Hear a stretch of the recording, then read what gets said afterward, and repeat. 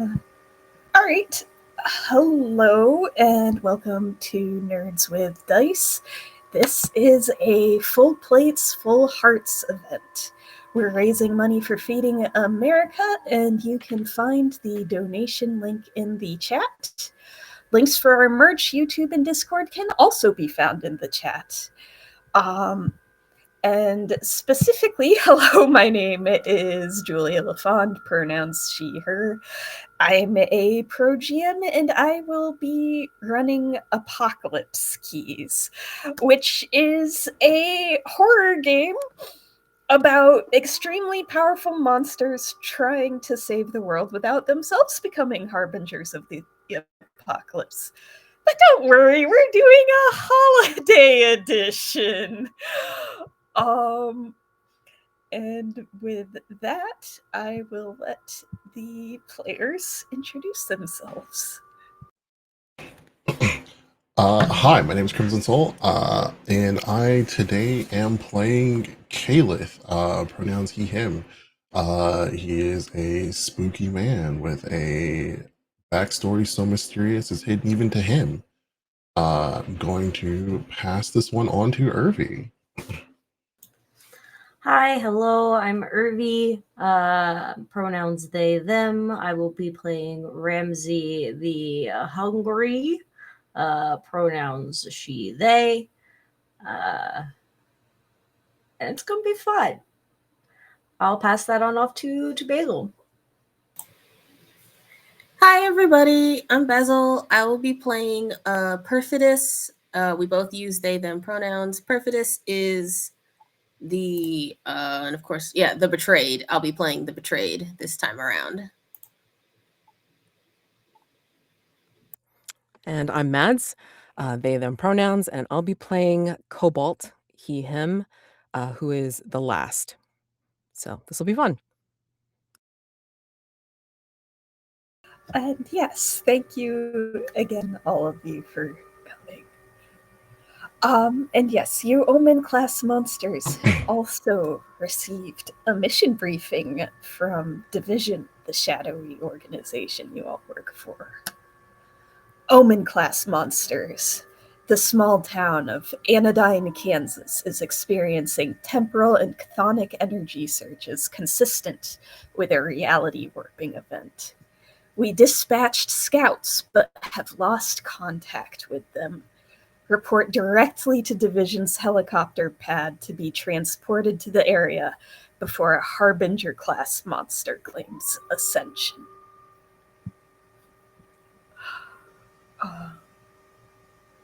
And yes, if you Omen class monsters are ready to respond to this uncharacteristically last minute summons from Division,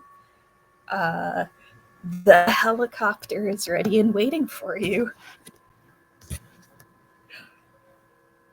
Kalith is, he's ready for it. He's overall just kind of excited to see and meet new people in almost any shape or form. So you see him just like waiting by the helicopter, essentially like trying not to commit the social faux pas of already being buckled in whenever everyone shows up.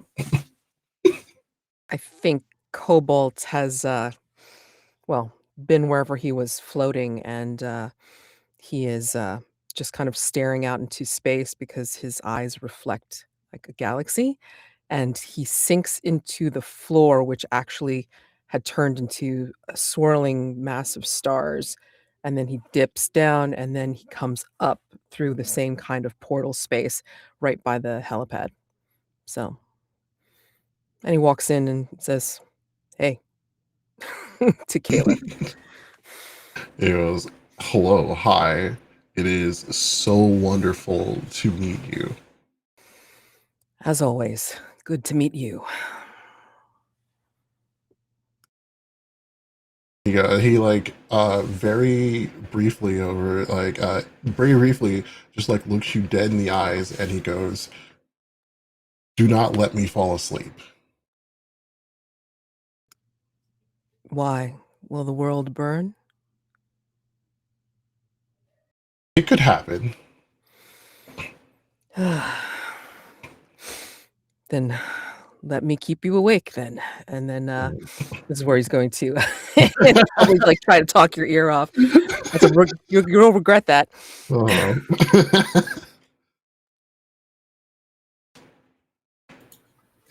Oh. Ramsey's unfortunately going to have to walk up. I'm assuming what is a dreadful amount of stairs because helipads are usually an inconveniently located, not convenient for the helicopter. Not so convenient for people who don't have you can't meddle and figure things out when you portal places. So Ramsey will prefer to walk. No shade. I personally think portals are great. But Ramsey prefers to literally drag their hand across every single possible surface, hoping to figure out some secret door or, pull the lever and boom, new panel. But eventually we'll make it to the top the helipad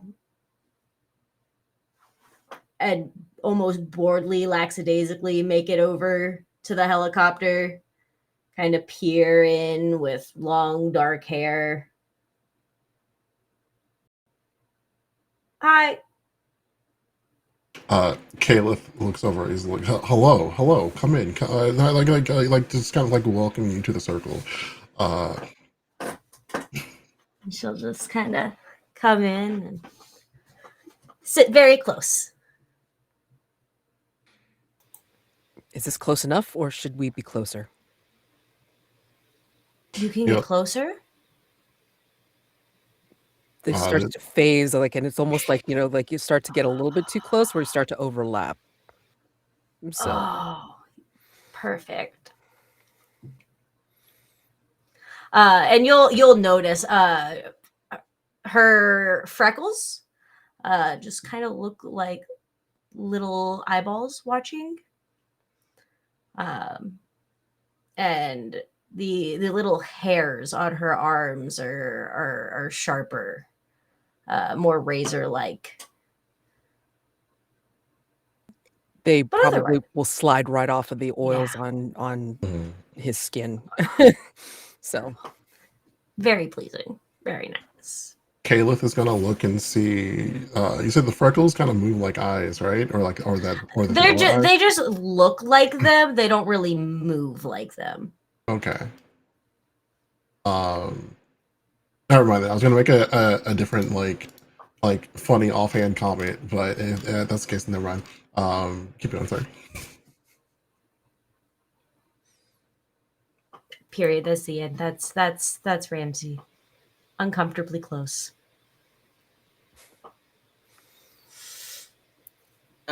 Somehow, though the building doesn't exactly lend itself to it, Perfidus has been standing in the shadow next to the emergency rooftop exit door, finally lit up by the glow of a hand-rolled cigarillo, and decides to walk away from the door and towards the helicopter and kind of carelessly flicks the cigarillo away and just kind of gets into the helicopter, exhaling smoke, and goes, well, I'm glad the rest of y'all finally got here. I done went through about, 2.5 packs before everybody got up here. I don't know what we're killing or saving or shooting or burning, but let's just get to it. And just sits down in whatever available space there is and just looks off into the distance. And I think this is where Cobalt will lean in and say, is that cool? Should I look like that? More like that? Caliph is just has no barometer of like any kind of like interaction or like social hierarchies to be able to put things together, and just kind of like shrugs a little bit, and it's just like looking around, trying to find the best way to engage with everyone. He, he's a little he very much kind of seems like the new kid at school. Everything seems like a little bit like terrifying for him. but I guess like as like everyone's settled in and he's like in his seat while like Cobalt's looking at him, he's like, so what are everyone's dreams like?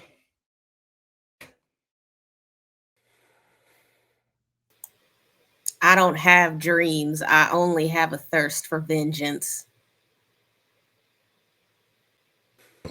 That's so fascinating. He says that like 100% like purely just like that's so fascinating.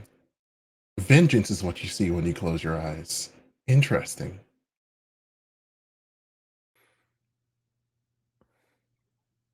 I don't think I close my eyes.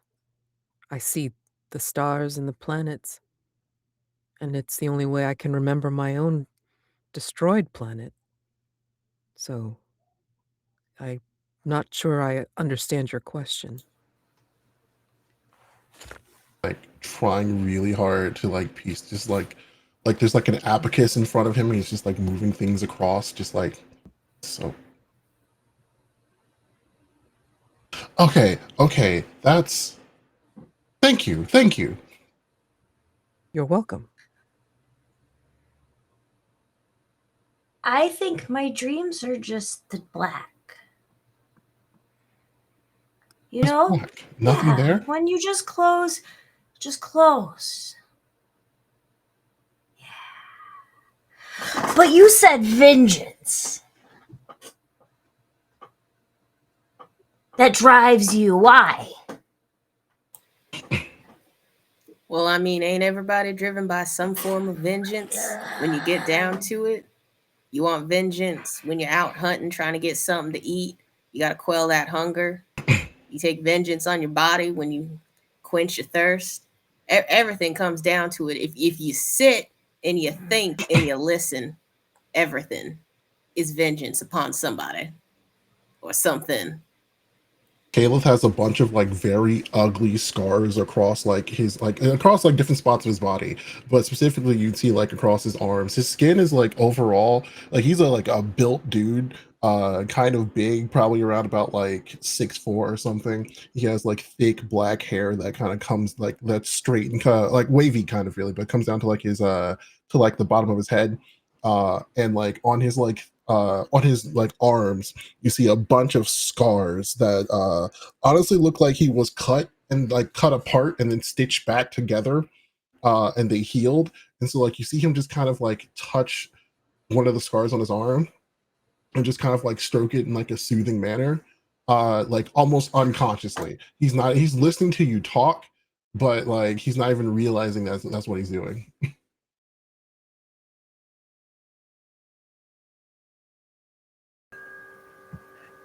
This has all been very great. Do you mind if I cut in for a moment? Go for it. So since we've been doing some questions anyway, quick note to the viewers.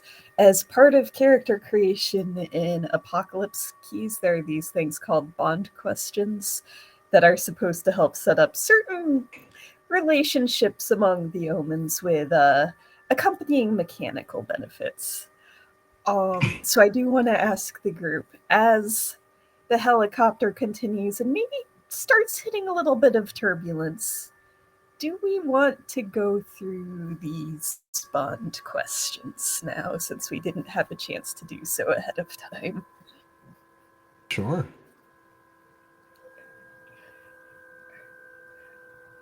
And do I have any volunteers to get us kicked off?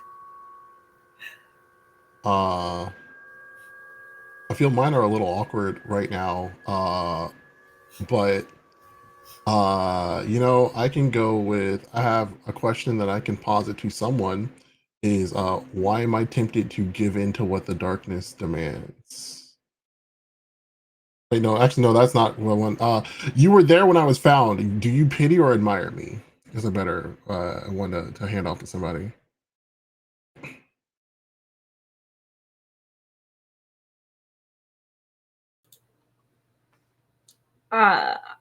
I think Ramsey could potentially fall in this because her whole part of her spiel is being kind of multiverse timeline, searching for the magics and secrets of the world. So if anybody is found, that is something that they are going to be craving. And if it was found with a division or anything, they could have potentially been around for that purpose. Yeah. You know, Caleb ha ha was ha, other found. omen. He was like found sealed in a tomb. Oh, delicious. Mhm. Like that's yeah. What was that? It was pity or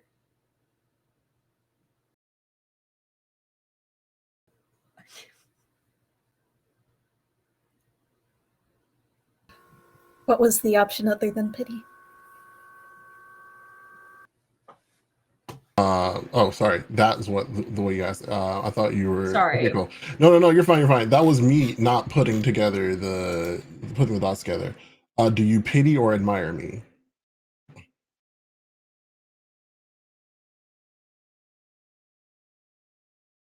Probably would be an admire in Mhm. the sense of like uniqueness, something interesting, something pulled from the past to the present, which it would have that relation to. Hmm. Period. All right. And we now have a bond. Bond.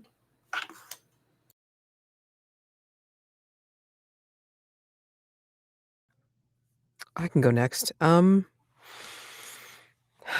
Perfidious. You know of another like me.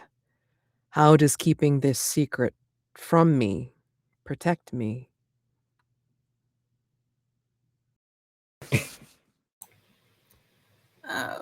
That's a good question. Gosh, let me think.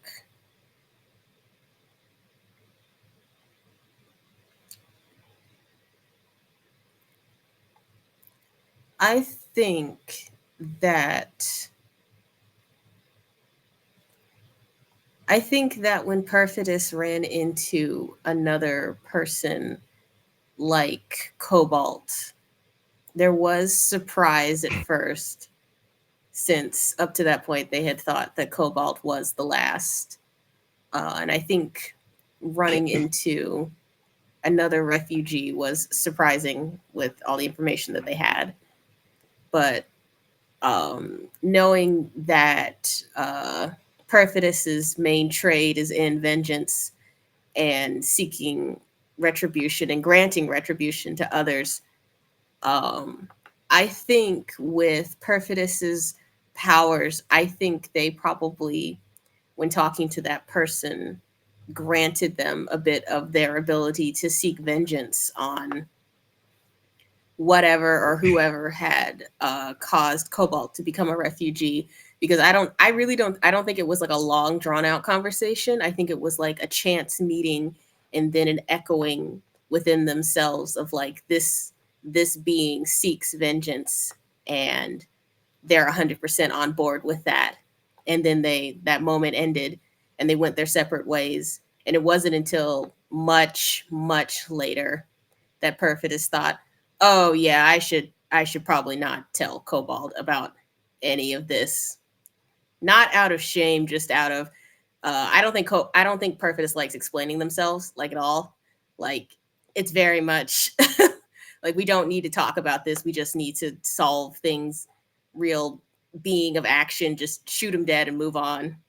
And having to explain not only that, oh, you know, I'm helping whoever this is on their quest for unending vengeance and revenge, but also this whole time there's been another and you've been, you know, feeling complicated feelings about that, and I just didn't say anything. It's like that's a lot of chatter that Perfidious doesn't want to deal with.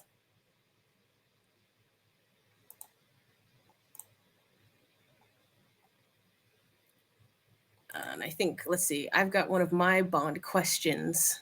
I guess we'll go with my first one. You were there when I was still reeling from my betrayal. What oath did we swear to each other? And I'll just leave that open for anyone to scoop that up.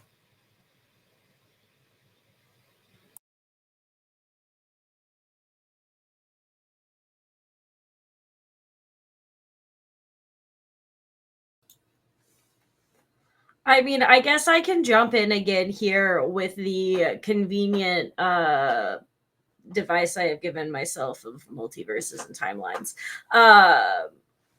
of popping around. The your oath of vengeance.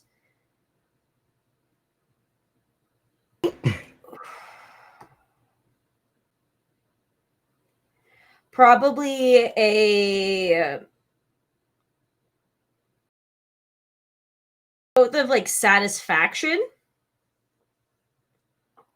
of completion. Just because that is something that Ramsey knows that they cannot fulfill. And that's fun.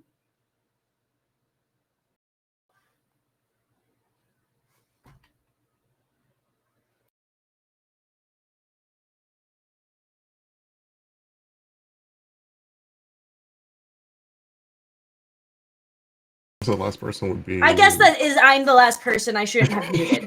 Hi. I will go with my first one as well, which is, you remember what I was like before my hunger claimed me? Why do you wish to protect others from me? I mean, I can take that. One of the core things of my playbook and of my character type is specifically that I can feel the emotions of people. Like I can feel like everything about. I can feel what is going on inside of you, essentially, as the Found. So while I can feel your hunger and I can feel it myself, and so since I know what it does to me, knowing you're constantly going through it, when I'm only feeling it when I'm around you, might make me want to like stand in front of somebody or to like to put a little space there. I am cursed with empathy as I make my amnesiac way throughout the rest of this world. Oh, buddy.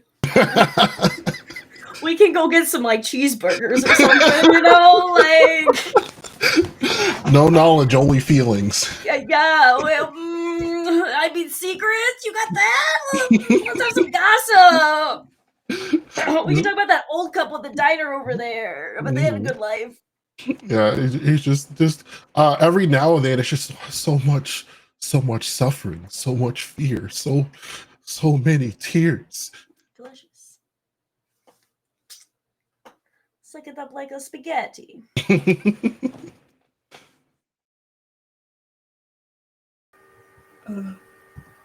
Okay, all of that was good, and I do have one quick follow-up question. Because for a normal thing of Apocalypse Keys, you would do all the Bond questions, but I feel like for a one-shot, it might make more sense to just do the one question like you all did, because you only get Bonds for that one question, but, just a one-shot might make things more interesting to not have as many Bonds to call upon initially. But only if all of you are okay with this little modification. Yeah, that works. I am uneducated enough to know exactly what I'm signing up for, so I co-sign to all consequences that come as a result. 100%. I just realized I snagged Bonds, and I'm like, cool. I mean, I've played this and run this too, but I mean, like, I'm like smacking on one Bond, and I'm willing to drive a character like a stolen car. So let's go. I'm ignorant to the consequences of my actions. And I will take actions. I did not read the driver's manual. There you go. Beep, beep. Look, everyone gets out of your way if you stick your head out the window and go wee woo, wee woo, wee woo. So, like, it's effectively the same thing as knowing how to drive. I need to see you do that. I can't do that. I mean, we can take over this helicopter if that's what needs to get done. I'm sure Division would love us sticking our head out the windows going, wee woo, wee woo, wee woo. Like, Caleb as we're like saying this aloud, Caleb is feeling the panic coming off of the helicopter pilots as they know that there is nothing they can do to stop what is happening. Correct. Oh, All right, I do just want to double check. Basil, were you also okay with this? Because I'm not sure I heard if you. Oh yeah. I gave a thumbs up. My second question is okay, like cool. a little too intense for a one shot anyway. It's like Fair you enough. betrayed me multiple times. Why do we still love each other? I was like, buddy, I've just met you. This is ma'am, this is a Wendy's. We're in a helicopter. Okay. Yeah. Mine too. Okay. Yeah, mine is also my second Bond question is also intense, and I'm like, I don't want to get that. Yeah, you that way. love me, and I'm just like, oh no, not right now. Like, what? After maybe like the fifth or sixth episode, okay, fine, but like, Like, the in one 5 shot. years from now, when we reunite for the 5th time in Mhm. our series of one-shots, I'll be obsessed. Mhm. Awesome. I'm Okay, Slow burn. nice. All right. All right. Okay. In that case, yeah. So, Calith, you absolutely feel that panic from the helicopter pilot who knows that if an omen wants to do something, they're gonna do it whether it's a good idea or not. Mhm. But you can also I feel like some stray emotions and thoughts that are sort of more like, ugh, I hate having to fly back here already. It's so sticky. This is gonna be so annoying to clean up once I get back. Caleb, like, sorry, you're still going. You're still going. I was gonna say, but everyone can notice that sort of outside the helicopter. Yeah, no. In addition to turbulence, like, it's a full-blown thunderstorm you're going through. This division's helicopters are sort of reinforced and magically shielded, so it is possible to go through weather like this. It's just still usually avoided unless it is a pretty big emergency. Mhm. I don't know. Like, physically, how strong are we as Calamities, as omens? I feel like that probably depends a little on the omen, but probably pretty darn strong, even if you're not strong by omen standards. I was gonna say, so what happens is that Caleb forgets to take his seatbelt off, but he stands up, and so like the chair kind of like comes with him as like a little bit of like a turtle shell as he like walks over to the front of the helicopter, and he goes, as he's talking to the helicopter pilots, so is this stickiness what you dream of? Cobalt speaks up and says, Caleb, you have an extra appendage that is not there when you first got on. Meanwhile, the pilots are sort of like, and one of them is like, please, sir, take your seat. And then notice the seat. Yeah, the seat is off. Yes. Yeah. He's done what you've asked. Ramsey has now climbed underneath Caliph to look up at these pilots and is kind of looking for permission to, we had talked about it. And you moved. Cobalt's just gonna stay down and then back up again. It's like, is this what you wanted? He's looking at the pilot right in the face. Is this what you wanted from us? And at this point, the pilot is thinking, God, I do not get paid enough to deal with this. But what the pilot is going to say out loud is, we are arriving right now, as the storm abruptly gives way to clear blue sky and calm air. If you're looking down, it looks sort of like you're maybe over a snowy village. Looks like there's snow and woods and fields or bushes or something and houses down below. Meanwhile, the pilot is maneuvering carefully to try to get past you without touching any of you, and opening up a hatch in the helicopter and putting down a rope ladder, well, world to save, off you go. You want us to leave the vehicle now? I see. And then Cobalt just dips down into the portal hole, and then like you see the portal hole down on the snow, and then it's like there it goes. Coming. Perfidus just walks straight out, just gets up and just walks just straight down like a stone, just and lands in the snow, and it's just like, okay, well, Mhm. it's cold and I don't care for the cold, so ugh. And just kind of shakes the snow off of their hat and kind of just stands there waiting for the others. Well, I feel like at that point you would notice something odd about the snow, but we can circle back to that as the other two leave the helicopter. So far, Caleb hasn't seen anyone actually use the rope ladder, and so like isn't really sure what the social norm is regarding it. So he turns around to the helicopter pilots, and it's just like, ah, yes, thank you very much. Remembering the feeling of like not being paid enough for it, and says, and next time I will return with currency. As he like starts to walk, still has the helicopter seat on him, like on his back at this point.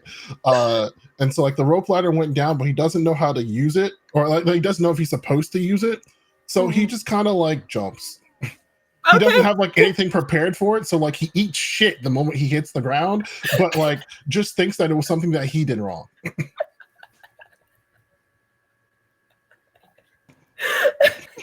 Caleb. You're going to be followed by Ramsey literally just going down the rope ladder like a normal person. After she like boops both of the helicopter pilots on the nose. Like, I'll be back for you. Oh my gosh. Don't. But anyway, Yeah, Caleb is like, while he's on the ground, like getting himself up, goes, "Do you think we should have left them a friend?" I could go back and be their friend. no, we need you here. You're supposed to help down here. Yeah.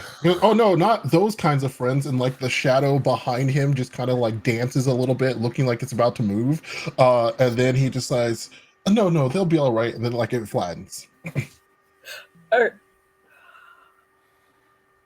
Well, two of you, bare minimum, even as all of this is going on, have probably started to notice something strange.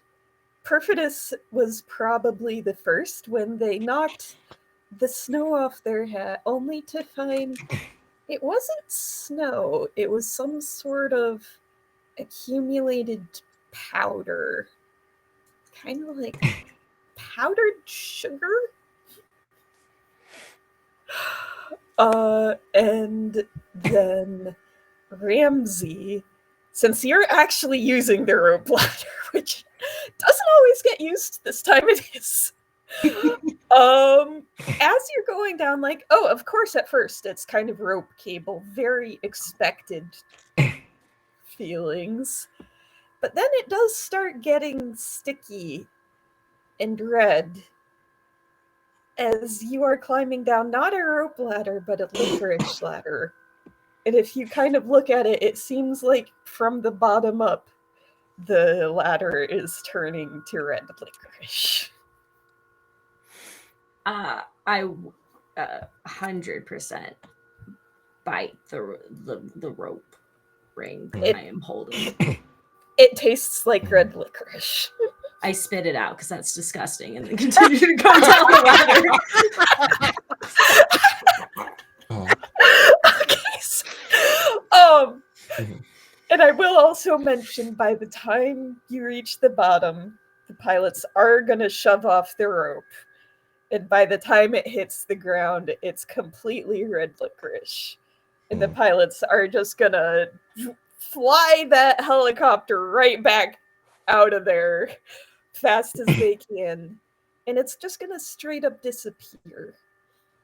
It looks like there's still open sky plenty of that direction, but it seems sort of like maybe the helicopter crossed into an invisible portal. Who knows? Caleb goes, "I knew I should have left them with a friend."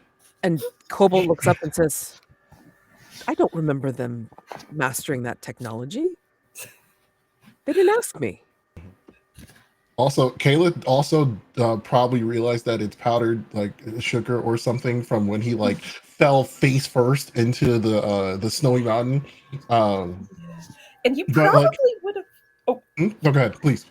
And you might have even revealed that the ground underneath is covered with spongy green. Oh no, that's not grass. That's gummy candy. Ah, yeah, but he's still very much in a like doesn't know what the social etiquette for this is, so is like waiting for someone else. Like he knows what snow is supposed to be, and this is not snow. So I he's eat just the like, ground. somebody say something, please, as he's removing powdered sugar from him. This is not the usual consistency of a geographic area like this. Am I correct? Why? It's, so someone, yes, this snow tasted like sugar. Yes. But why? I'm sorry. Are we just eating random things we're finding off the ground? I mean, He, you're It's- eating do sugar. you- do You're you- eating he dirt. picks up he What? picks up the grass and like puts it in his mouth and goes, "You should try it. It's quite delectable." I don't eat anything I did not bring myself, and the only thing I brought with me are more smokes. That is my dinner for today and for the foreseeable future. I think To emphasize their point, they just light up a cigarette. I think like, just for funsies, I mean, like, Cobalt's gonna like, like not even look like he's scooping anything up, but like, you see this like shimmering black ball that actually has something inside it, and it looks like it's a piece of the ground with the snow and you know, some of the rope ladder in it, and he's looking at it and just kind of, huh, it seems like their chemical composition has been changed. This is not natural to this area. Are we supposed to contact someone now that we're here? And he looks at everybody else. Oh, funny you should mention that. Because as all of you are standing there, someone comes out of the nearby house, which now that you're looking at it a little closer, oh, that's a gingerbread house. That is like an actual life-size gingerbread house. And this person who comes bounding over is a plump, middle-aged white woman with a tanned, wrinkled face and poofy blonde curls. She is wearing a white apron over festive red and green clothing, and she is carrying a tray of cookies as she calls out, "Hello! Welcome to the neighborhood! Always so nice to have new people in our cozy little winter village." And I have a couple questions here. I am going to give this first question to I feel like Ramsey makes the most sense. This woman seems strangely familiar. Who does she remind you of, and what makes you question whether she's really the same person?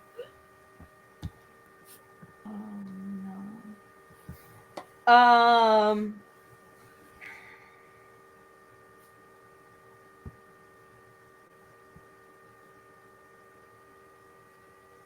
She reminds me of my ex's mother.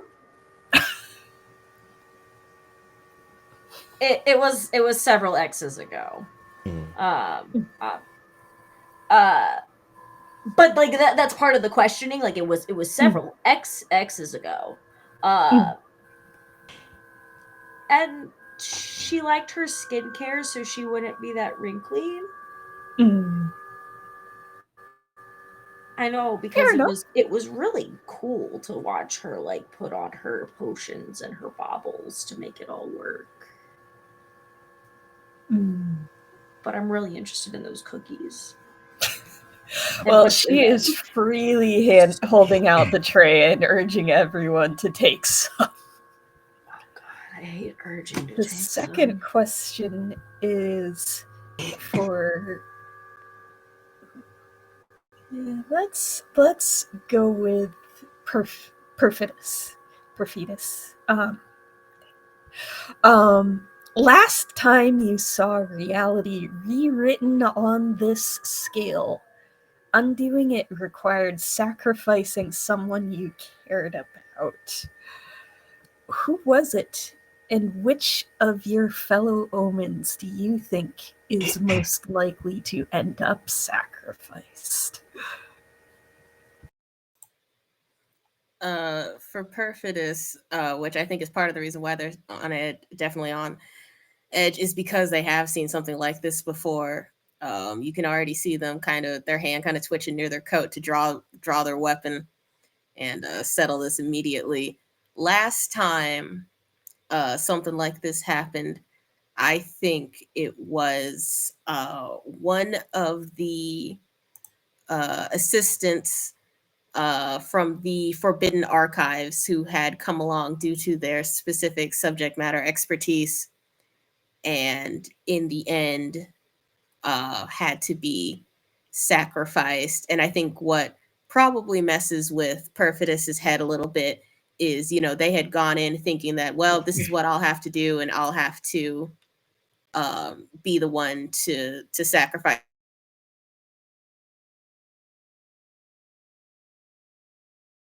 person. But I think, and so they had spent all this time building it up and saying that they'll take on the task, and they were just like, no, I'm gonna, and I think in Perfidus's mind, it's like, they were robbed out of the moment that they had built up in their head.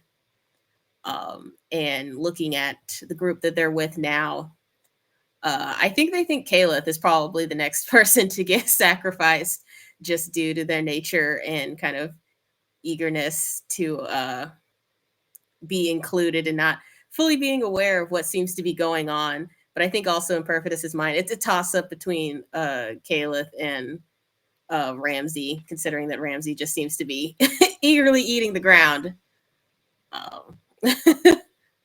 And I think also, if I may, it's seeing the tray of cookies. I think Perfidus just slaps the tray out of their hands, and the cookies go on the ground, and just says, "Don't eat that. What's wrong with y'all? Who are you? I don't know you."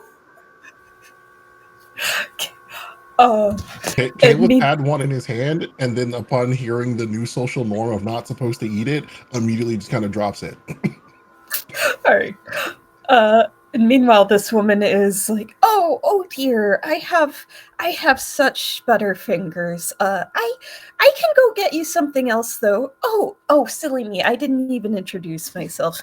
My name is Mother Ducky. It's so nice to meet all of you." The hell it is, Mother Ducky. I ain't never met a Mother Ducky in my goddamn life. Get away from all of us, actually. And Perfidus is gonna try to angle themselves to be in front of everyone. I've seen enough. This is exactly how weird stuff be going down. Y'all like, let's eat the cookies, let's eat the snow, let's eat the bark. I just want to know if it's the chocolate chip, oatmeal raisin. You can't tell. Yeah, you're gonna turn into a raisin. It's gonna flip your soul inside out and turn you into a walnut or something. You ever seen someone turn into a walnut? It's horrifying. I've turned them into walnuts. While Perfidus is basically ranting, I think Cobalt's gonna like kind of turn. I mean, he didn't take a cookie, but he's gonna turn and he's gonna kind of like survey the land, and then he's gonna grasp some keys. Okay, yeah. Use his powers and grasp some keys. All right, sounds good. Okay, so let's see. Show this move. This move. Okay, there we go. Grasp keys. Search for a clue. Investigate the signs of the apocalypse. Or use the powers of darkness to gather information. Yes. I'm going to use my void powers again, like I examined Alrighty. stuff. Spend darkness tokens and roll. I don't even remember how I got darkness tokens. Hold on. Gaining darkness tokens. Feeling lonely or rejected. React with doubt or confusion. That's plenty. So I got at least 3. Yeah. Are you gonna commit any of those? Yeah, I'm gonna do 2. Uh, All right, so let's see. Where do I roll on it? That's the only thing I don't remember how to do on roll 20. See. Show the roll widget. Yeah, there we go. Okay, 2 darkness tokens. Come on. 2 darkness tokens. There we go. And no other bonus penalties. And roll. What did I get? Oh, Did I get a 4? Yeah, you got a 4. and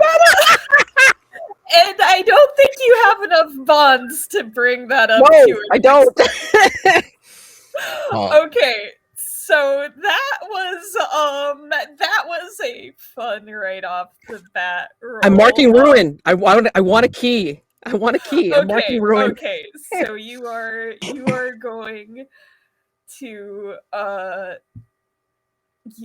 going to find more than you were ready for, and you are also marking the ruin so you can still uncover a key, but in the process you're, harbinger stuff. Oh, absolutely. Okay. Tell me how I get the key first, and then I'll. Okay, yeah. That's sorry, I was not prepared for failure. Sorry. No, you're good. I should have been. I really should have been. Okay.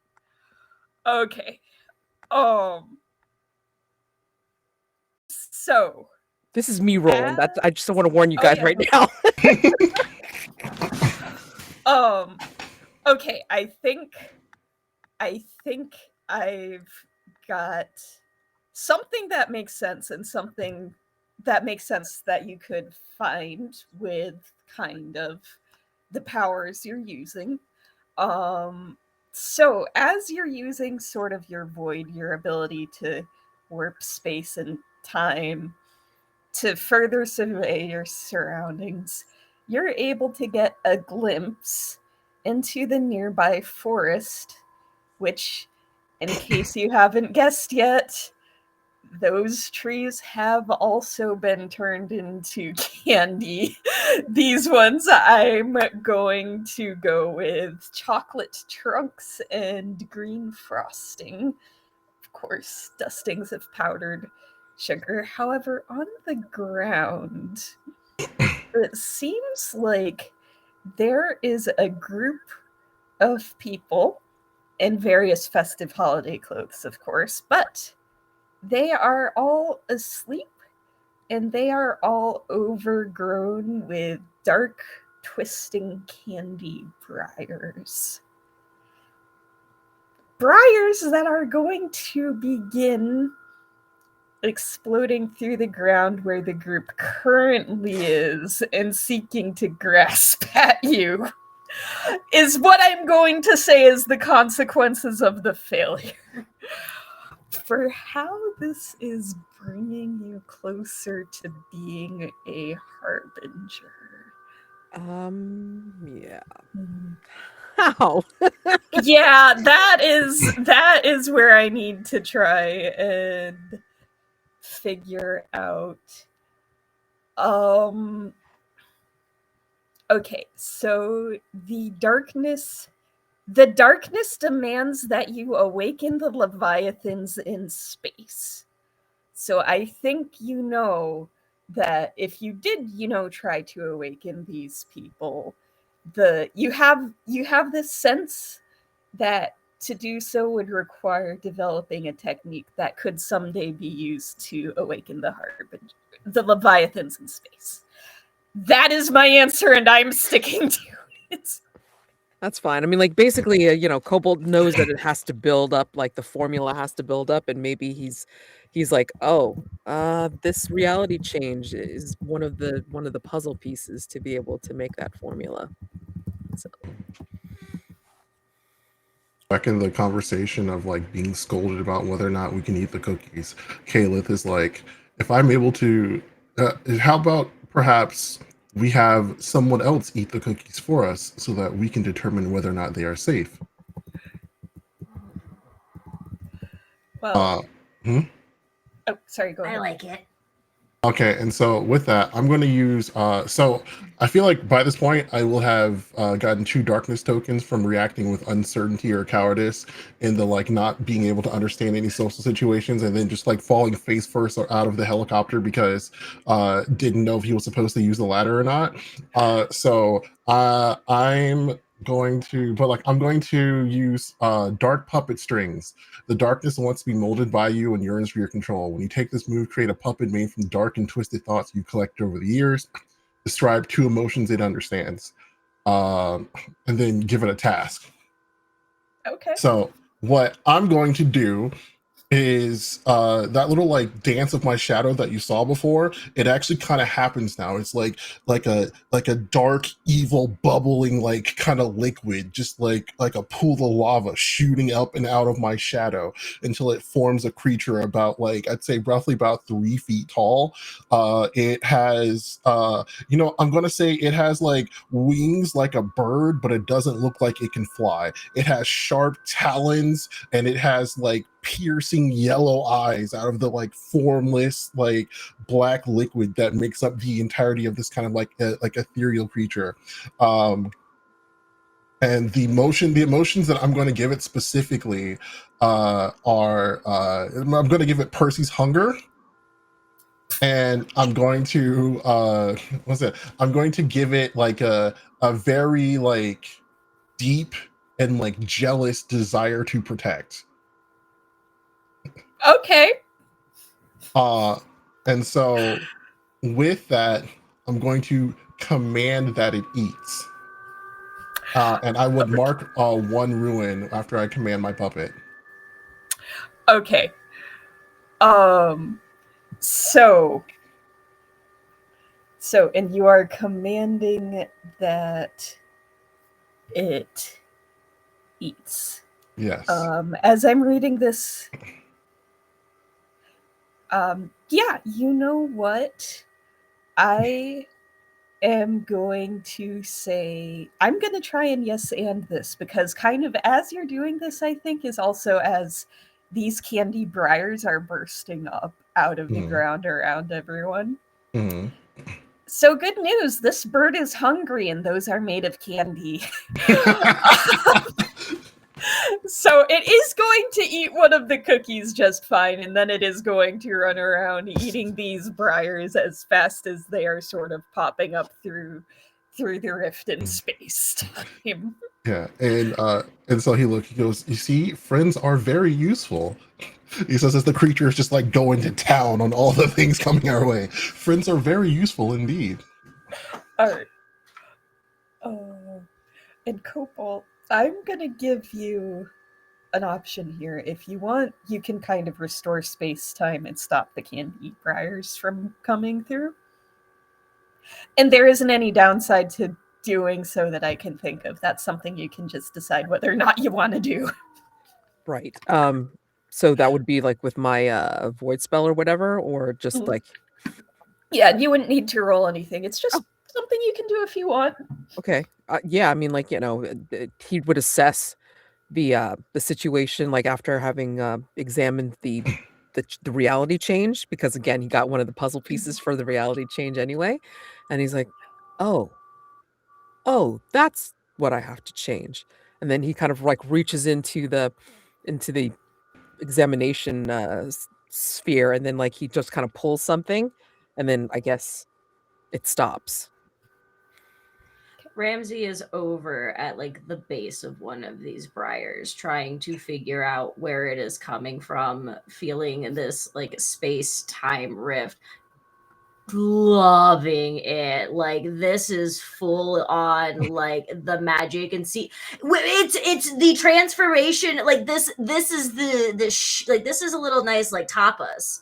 And so the moment Cobalt closes this, there's just a sob.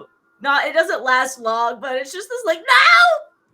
And he like turns and like, I'm sorry. What did I do? Getting more darkness tokens. Thank you. You owe me dinner. I will Yes, do. when we're back near a restaurant, right? Right?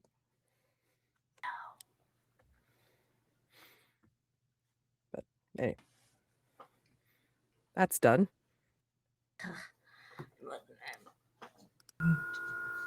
Now what? All right. There is one little thing about this move that I need, dark puppet strings, that I need to check in on. Mhm. Because at this point, the bird had a pretty good meal and is feeling a little bit sleepy time Mhm. and is trying to vanish into the shadows to go to the land of dreams.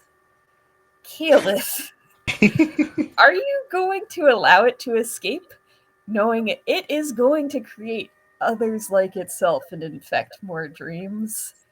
Or are you going to mark one ruin to leash it to you for now? How does the nightmare bird seem? Like, yeah, it seems like content, but like, how does it feel like effect wise? Is there like, because the whole entire point of summoning the bird was to eat the cookie to see how it feels. Oh yeah, So that is a good point. So it does feel kind of satisfied in that, like, yes, it ate and yes, it also protected itself, I guess, for now. In terms of how did it feel after eating the cookie, nothing unusual. It does seem like there might be something vaguely supernatural about the sleepiness after it ate those candy brambles, though. mhm. Well, he's like, it feels happy. It feels sleepy. Sleepy and happy are good. Those are two good emotions. I'm okay with other people experiencing sleepy and happy. So yes. And just kind of like lets it go as it just kind of like it just like melts, just like just go on shadow pile on the ground. Cobalt will go over to you, Kaelith, and go, do you teleport like that? He goes, dude, oh, you don't dream. No, he's from dreams. I just kind of stares at you like, what? he's from dreams. When I close my eyes, I see so many of them. I see so many of them. But here they're nice. Here they're great. Here you ask them to do something and then they do it for you. Huh. I may have to ask you about making more of those constructs. He however just looks you in the eyes. He goes, do I have your, like, raises his hand real quick, like heading toward, do I have your permission? To He like literally like he's just about to like to just grab your shoulder. Oh, yes. Of course. And he looks you in the eyes. It is, however, deathly important that you do not let me sleep. All right, let's go. And it just looks like, what? I will also mention that at this point, I think Mother Ducky had kind of already left, and like upon realizing none of you had followed her back into her gingerbread house, came back out with another tray of sugar cookies. Again, very Christmassy decorated, or excuse me, winter holiday decorated sort of cookies. Caleb's bounding over. I'll try Perfidus, not to- they make you happy and sleepy. They make you happy and sleepy. Can y'all please promise me that this time you won't eat the cookies? Just don't. Just I've not. leave them there. I've All not. right, just try, please, for the love of everything. We cannot be distracted. This is not why we came here. Is that what y'all want to put in the mission report when we get back? Oh, we landed, somebody fell in the not snow, we ate a bunch of cookies, and then we saw Santa and we went home. Like, what are we doing Santa's here? Santa? No, please don't speak that creature's name into existence. I hate that thing. Okay. Why do you I hate told him next time I saw him, Santa? I'd shoot him dead. No. Oh, you can't shoot Santa. Well, that's the problem. You can't shoot Santa. Keep getting back up. Oh, I would love to see you try to shoot Santa. Ramsey's literally trying to summon Santa because Perfidus doesn't want it now. It would be very satisfying to watch you try to shoot Santa. The Cobalt leans into Perfidus and goes, "Is this an interdimensional being we need to worry about? Is this another harbinger?" We don't need to worry about it long as it don't show up. That's the thing. Look, I don't even know. Look, leave Chris Kringle and the rest of his weird little animals alone. Let's solve one mystery before we start putting our boots in another one. One's already full of mud or sugar or whatever this is on the ground. It's gonna be a pain to get out. Meanwhile, Mother Ducky has only understood like one word of all of this, and that word is Santa, and she is showing Ramsey, oh yes, look, some of these cookies I decorated like Santa. No wonder you didn't want us to eat these cookies. She's depicting them. I'm telling you, it's some kind of weird sort of. It's weird. Ma'am, why do you have a job? What do you do when you're not baking cookies? Do you need help? I bake all sorts of things. I bake cakes, I bake pies, I bake souffles, I bake cupcakes. Did I already say cookies? Are you the cause of all of this reality change? And he gestures to the powdered sugar, the candy, the whole thing. Oh, do you mean snow? Oh, of course not. Don't be silly. I can't control the weather. This is not snow. Of course it's snow. Snow does not taste like this. And he kind of like just void lifts like some of the powdered sugar like above his fingers. No. Oh wow, that's so pretty. Is that a magic trick? For your species, probably. What is Kayla feeling off of her? I think you're feeling obviously some confusion. Pretty normal for anyone encountering omens. Also though, a lot of friendliness and a lot of new people, I want to welcome them sort of is what she's got going on surface level. He's fully on board with this. The feelings, he's like interpreting people mostly off of what he gets through them as opposed to just like any other kind of cues. So he's like, she seems like a lovely person. And she's kind of just like hanging back, just like, yes, I'll listen to anything that she says, but everyone has more important questions than me, so I will allow them to. She seems very nice, he says aloud. Oh, thank you, sweetheart. Oh, that reminds me. Have you gotten your house yet? I heard those were quite hard to get. I heard those were very expensive to acquire. Oh no. You can if you need a house, you can just go ask the mayor. She's the mayor's office is right in the middle of downtown, and she kind of points further in the village. If you're confused, you could also go to the library. Hobby Bobby knows all sorts of things, but yeah, no, if you need a house, you can just go to the mayor's and she'll make sure that you get a house. We don't get a lot of new people around here, but it's always nice and we've got plenty of room. Oh, you mean to live here? No, no, no, no, No. no. So that does sound fantastic. I know plenty of people who complain that they would never be able to own one, to think that they are giving them away here for free. Oh, goodness. I can't even imagine what it would be like to pay for a house. We always have enough houses to go around for anyone who lives here. And how long have you lived here, Mother Ducky?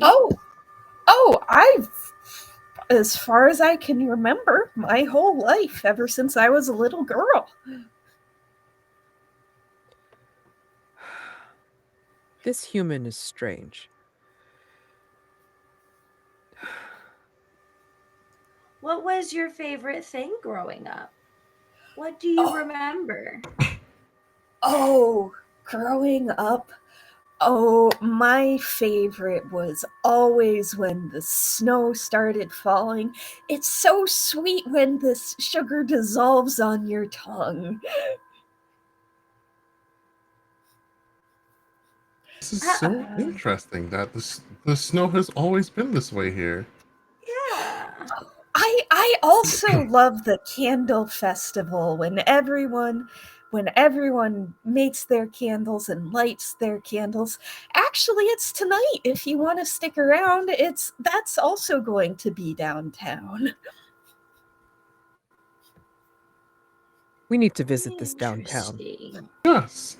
I'm so curious. I imagine the library would probably have more Library. on how often or how long the things have been this way. What was her name one more time? Oh, my name is Mother Ducky. Mother Ducky. Should you ever require a friend, please let me know. Oh, goodness, does that mean we're friends? He goes, yes, and I like to leave behind friends to help my friends. His shadow kind of dances again, but he doesn't do anything. Oh, oh, oh, that's so sweet of you. I should. Oh, I just remembered. I do have a cake that I need to go take out of the oven.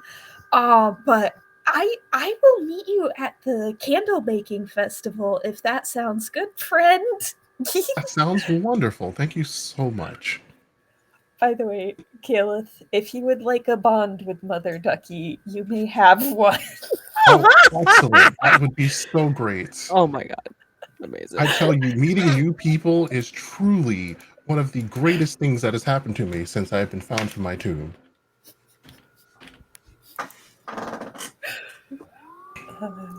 If we're done with this meeting of the Lonely Hearts Club, can we either go to the library or go find this mayor? Well, we need some answers here. And I don't know if y'all noticed, but with the snow sugar nonsense, you hear that? And Perfidious starts raising and lifting their feet, and it's a crunching noise. This is getting into the grooves of my boots. You know, I already spend enough time as it is trying to keep my clothes clean between the ooze and the slime and the sorrows and the regrets and the crying of little baby tears. Let's just go to the library. At least then I can take my boots off for a bit. He goes, all right, excellent. And you take care, Mother Ducky. Oh, you too as well. What was your name again? He goes, Caleth is my name. Caleth, yes, so nice to meet you. I'll see you at the candle lighting festival, and I'll make sure to bring something nice and sweet for everyone. He goes, yeah, and with that, he kind of like nods and gets ready to leave. Yeah.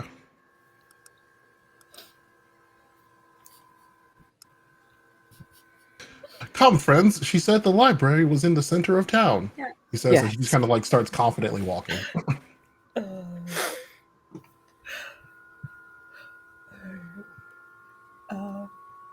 To the Yeah, library. to the library. To the library. As you head in, yes, there's plenty of powdered sugar snow on picket graham cracker fences, gingerbread houses with their festive icing and gumdrops. There's also little sugar crystal icicles hanging off the eaves. And everywhere you go, especially the further into town you go, people who seem nice and cheerful and smiling and waving and dressed in all sorts of bright reds and greens and golds and you can start seeing some of the more prominent buildings and perhaps a plaza up ahead. And of course, there are lots of candles on windowsills and people who are carving candles or otherwise making them in preparation for the festival tonight. Caleb is like, this And is so... I am going... Oh, sorry, keep on your thing. Well, the question I was going to leave open to the group for who wants to jump on this was, who feels strangely at home here and what unsettling detail would they prefer to ignore?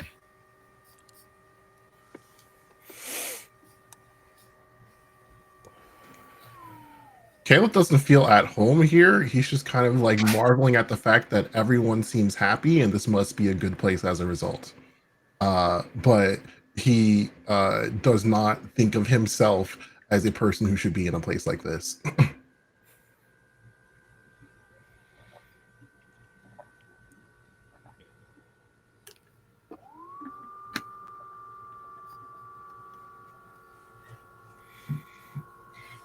Yeah, no, I would definitely fall in the not at home here. I don't think Ramsey particularly feels a home anywhere, because home would be a place of satisfaction and fullness, and that is just a void they literally cannot fill. I think if no one's feeling particularly like they would be at home here, Ramsey at the very least does feel like if it was possible, this is the kind of place that he would like to be. The thing I was going to say this seems like a good place at some Yeah. point in time. Like, wow, OMG, everyone's so happy and that's wonderful. It's not very tasty in that aspect. The ground's tasty. He's feeling the inherent like happiness of everyone here, and because he's perceiving people mostly through their emotions, it's just all kind of like flooding into him. And so by like association, he's just like, yes, this is a very happy place.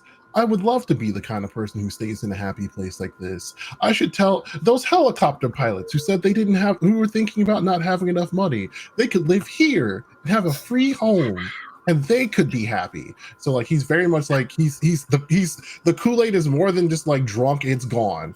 This is the place that people should be, and he should tell them when he gets back. So what's the unsettling detail you would rather ignore?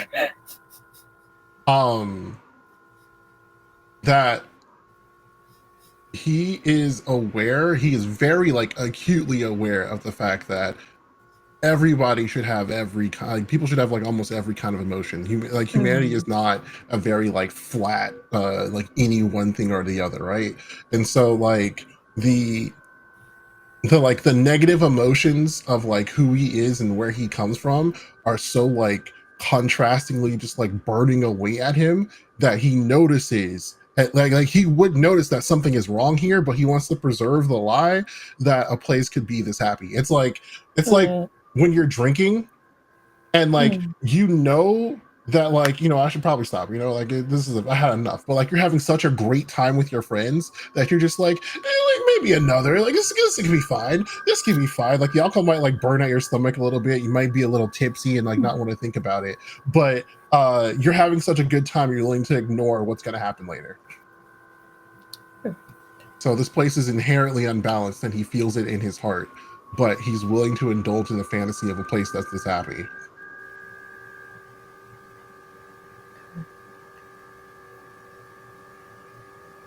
Well, so as you are although making your way, you are going to catch a glimpse of a candy brick library.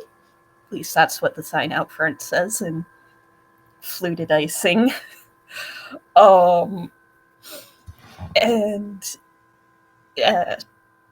It's nice and wide open. Seems like there's a couple people in the area, but like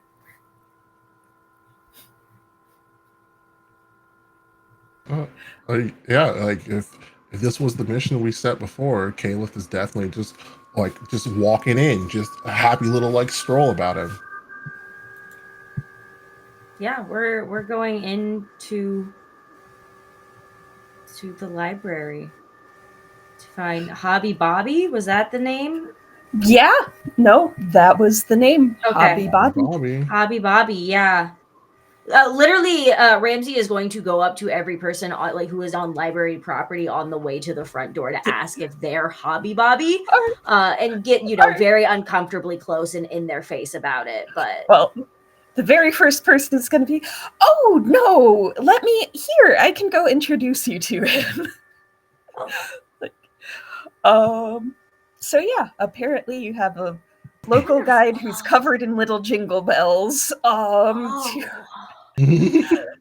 To lead you into the library, right up to the reference desk, where if you have the Roll20 open, you can see him. But he is a wiry black man with short brown hair, and he's wearing silver and blue, so silver vest, blue suit, red tie with red and white swirls, and peppermint glasses.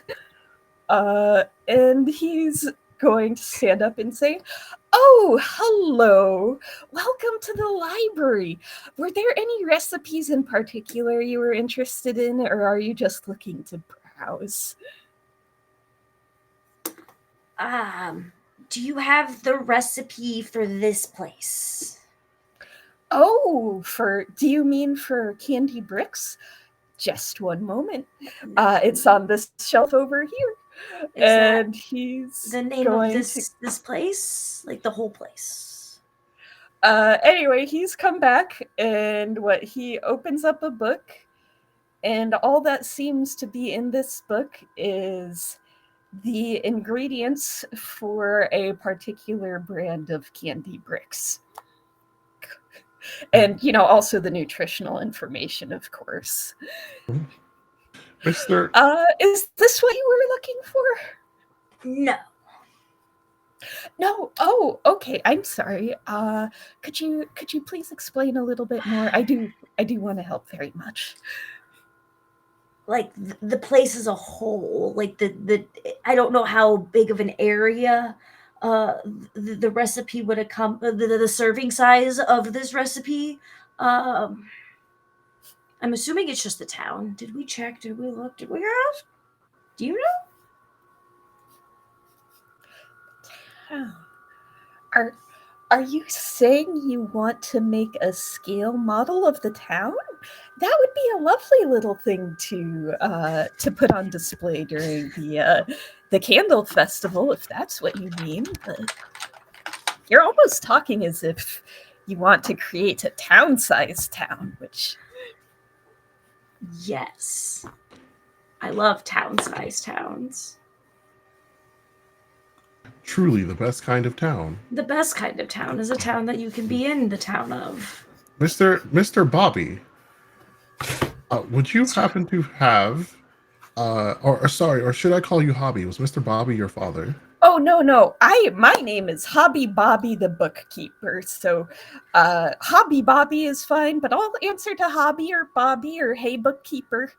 What about Hobbs? I think while they're keeping him busy, I think Cobalt's again doing the surveying thing that he does, and then he's going to grasp keys again because it's funny. All right, let's see what you can find here in the library. Goodness gracious. Using 2 dark. No, wait, hold on. Yeah, given the way I roll, it's like 3 darkness tokens this time. Let's see how bad this gets. Woo. Let's Okay. go. Collateral damage. 11. Do Shit. you want to spend a bond to reduce that to a 10? Yes. Yes, I would. Okay.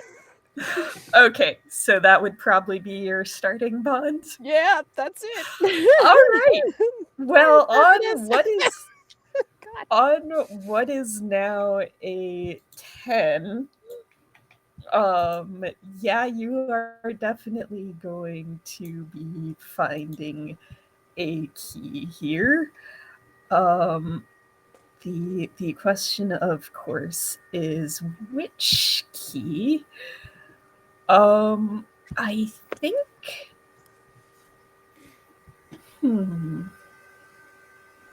I mean, like he's okay. So the way he's doing it is he's using his void powers as well as like like mixing it up with the dimensional phasing. He's trying to sense if there's anything that like has any kind of reality shaping aura around it, like if there's something wrong here in the library that he can Okay. catch onto. I think I might have something for you then. There is a wall clock. Actually, no, a grandfather clock. That does seem to be made of wood and clockwork, tucked away kind of at the back of the library. And you can see the second hands going around, but the hour and minute hands are always pointing to 13, which is strange because the clock face only goes from 1 to 12. This is not normal, like a regular human clock, right?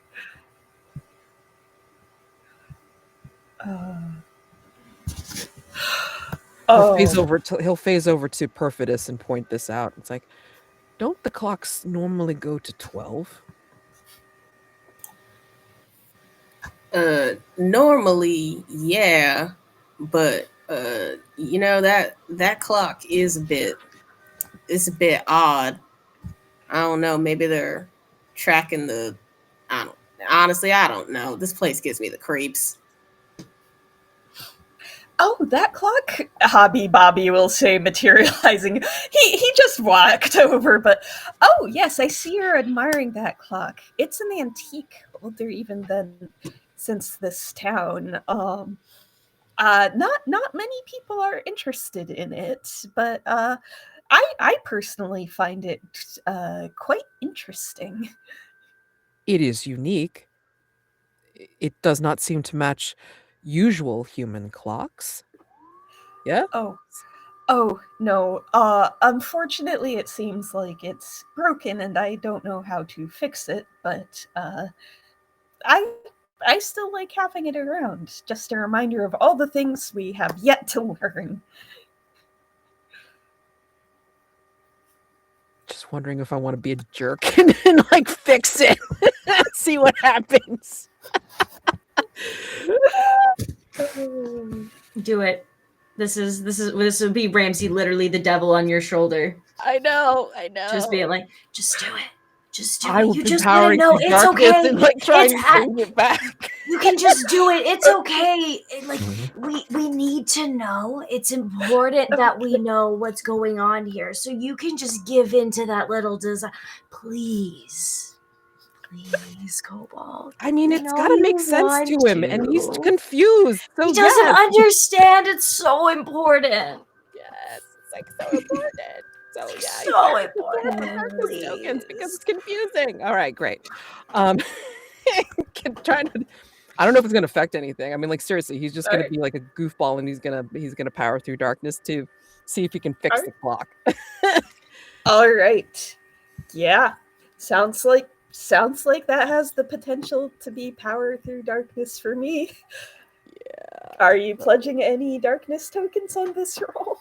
Let's see. Personal supernatural power, strange to do the extraordinary, avert imminent danger. Well, it's not imminent danger, but I mean, this is weird. It might be pushing. I mean, that too. I feel like it might require pushing your powers more than you might expect. Oh, with that kind of challenge. Shit. Now So you I have do to feel do like it. Power Through Darkness is appropriate under Okay, the okay. circumstances. All right, so then just 2. And then let's see what happens. Okay. Perfect. Very nice. Okay. Sweet spot 8. So on a perfect hit on Power Through Darkness, you use your powers with great precision and effect, changing the situation before you. Additionally, the Keeper may offer you some reprieve, a golden opportunity, or a bond with someone. Yeah, so he's gonna activate his void powers to fix it. Has he knows what human clocks and Yeah. their timepieces actually do and look Yeah. like, and he's just gonna work it. Yeah. And if this were just a normal malfunctioning human clock, you could have done that without the slightest difficulty. As you apply your powers to it, you quickly realize, oh, this is tied to whatever reality altering effect is over the town. And there is a temporal effect layered into what is affecting the town. And as you reshape reality to separate this clock out so it can function according to normal human time, you are going to restore reality not just to the clock, but to the library. All around you, the candy floors turn back to hardwood and carpet. The books that were full of candy recipes are turning back to normal, ordinary books, all the books you would expect to see in a small town Kansas library. And this building is not made of candy bricks, it's made of normal bricks. And notably, Hobby Bobby, his suit is looking he is still dressed pretty brightly, honestly, but it is a much more conventional look, and he's looking around confused, like, wait, hold on, what just happened? And he pulls out his phone and is like, why am I not getting any signal? And if you look at their reference desk, the nameplate doesn't say Hobby Bobby. It says Robert, but then the rest of it is kind of... Actually, you know, it just says Robert.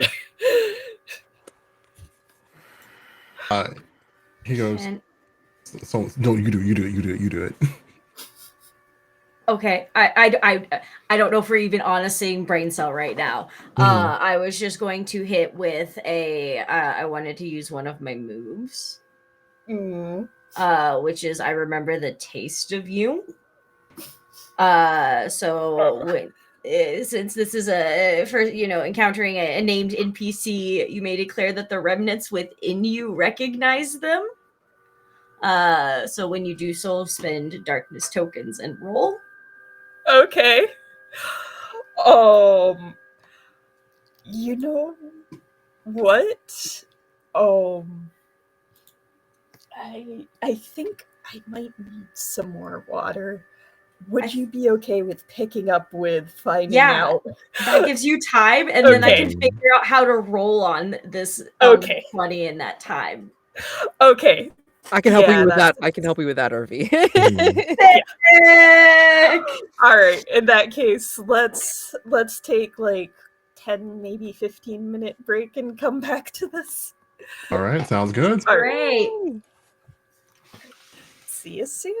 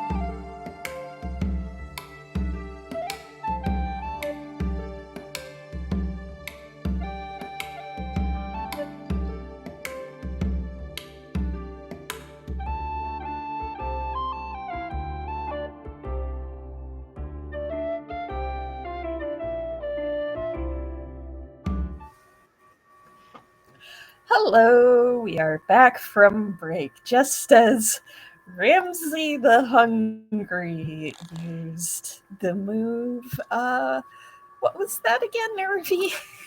I remember the taste of you.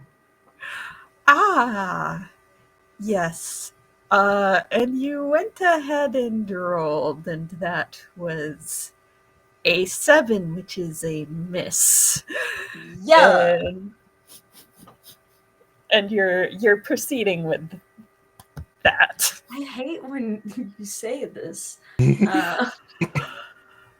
So here's the thing. Info. You haven't directly met this man before, but you realize a little bit late, this is actually not the first time you've been to this library. There used to be a different librarian here. One who happened to get her hands on a tome of forbidden knowledge. One that Ramsey wanted dearly, but she wasn't willing to part with. Do you see where I'm going with this, Ramsey? Because I believe the remnants of that librarian are the ones who recognized the new librarian. Yummy. And here's the other thing. This librarian very much recognizes you.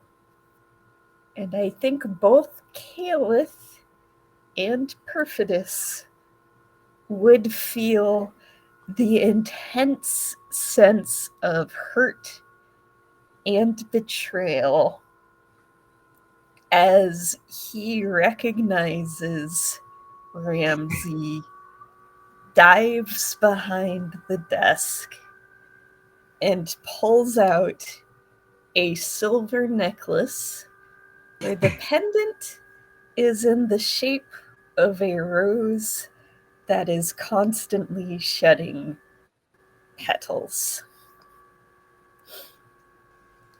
And he is going to hold it up and out like he is trying to ward off Ramsey. And here's the thing. Thorny briars, like real thick thorny briars, are going to spring up out of the ground and encase Ramsey.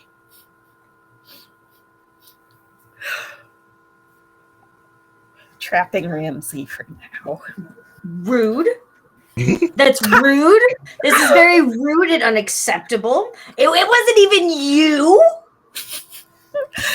I am clearly well behaved right now. Oh, excuse me for taking precautions when you ate my predecessor, who was also my cousin. That's small town politics that I don't get into. Ramsey, I would like to let you know I am feeling a deep amount of distrust and dislike coming from Sir Robert to you. Thank you for the update. If you are friends with that thing, that is Mr. Jenkins to you. Oh, I'm so sorry, Mr. Jenkins. Oh, we're friends. Yay. I mean, what was it? A first cousin, second cousin, a friend that felt like a cousin? I'm a little bit curious. Okay. Well, I mean, I certainly can understand why you would be upset. Nobody likes to be devoured. That is a bit unpleasant. And I gotta say, I for one fully respect the need for vengeance. And you kind of see Perfidus is the corner of their mouth twitch a little bit. But they continue. But I'm gonna be real clear. You need to let the Chompy over there. You need to let them out of them briars. Or we're gonna have a problem here. Chompy. Well, I am going to assume that you are also as ridiculously powerful as.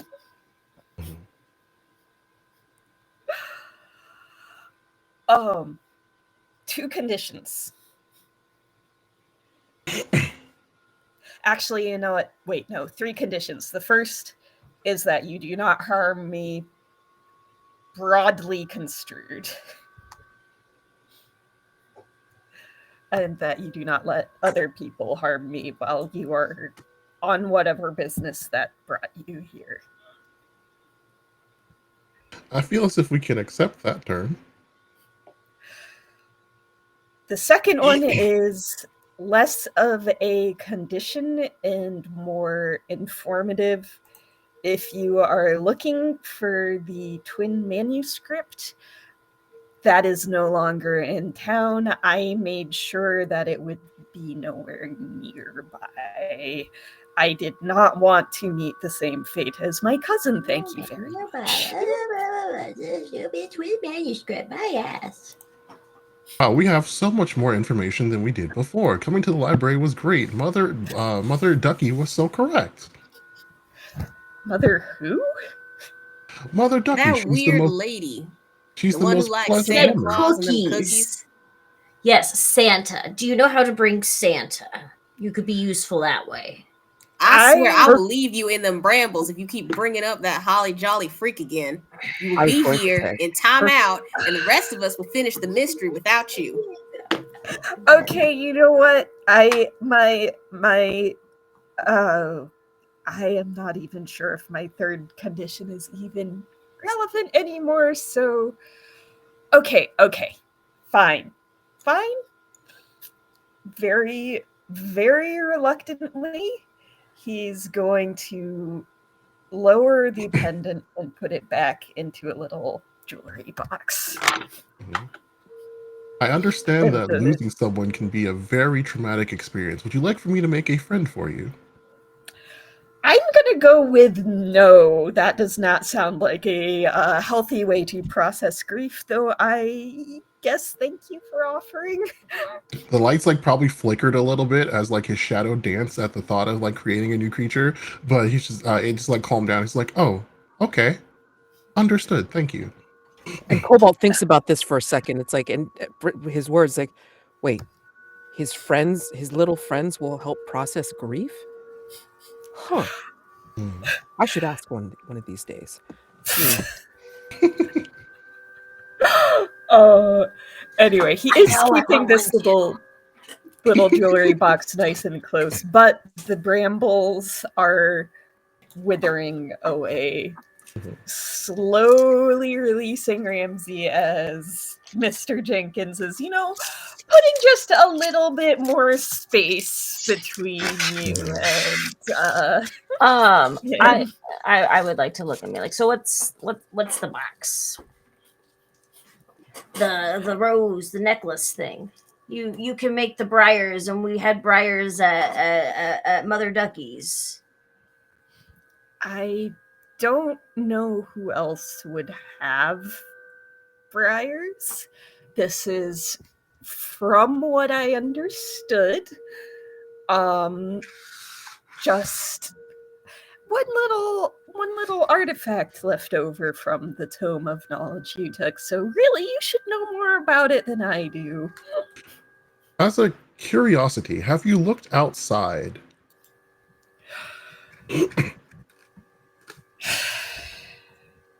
He goes to the window, looks outside, comes back. My third condition is you fix whatever's going outside if that's not what you were already here to do. Friends, I wish not to alarm you. I sense a deep unhappiness from our acquaintance here. Good.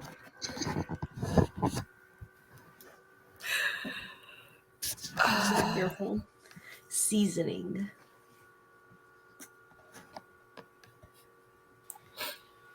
I think maybe we've gotten all we can get from here, along with causing more mischief than we probably should have. Maybe we should go talk to the mayor next. Mhm. And to be honest with you, Caleb, I don't care if this man is disappointed. He can be disappointed as much as he wants. The sooner we get out of here, the better. I'm kind of tired of looking at all this frivolity. He goes, all right, that sounds like the correct way to go. Sorry, what was your name one more time, Mr. Bookkeeper? Because I am Oh, not to call you Robert. Oh, Mr. Jenkins, and I am a librarian. Mr. Jenkins, I'm sorry, you previously introduced yourself as a bookkeeper. Mr. Jenkins, the librarian. I look forward to coming back here. I would love for you to explain to me the Dewey Decimal System sometime.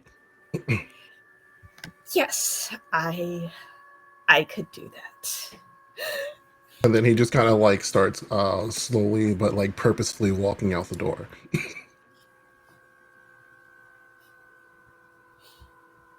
Cobalt will follow you, Caliph, and go, is that important to the mission? No, I'm just constantly curious. So many things have been invented since whenever I last left, and I have no way of understanding them.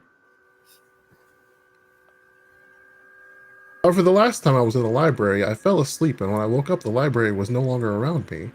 I was most curious. I think perhaps they left. Or time has passed. Possibly. Let's go find this mayor. Oh, well, if you're looking for the mayor, it's gonna be pretty easy to get directions. Or you could even walk around and find City Hall. It's another building made out of candy bricks, and it's near a plaza where it does look like people are starting to set up like tables with candles and various candle holders, and there is a fountain in the middle, but it's not running because winter, and it looks frozen over, but if you get closer it's actually full of crystal rock candy. So like crystal clear rock candy. Mm-hmm.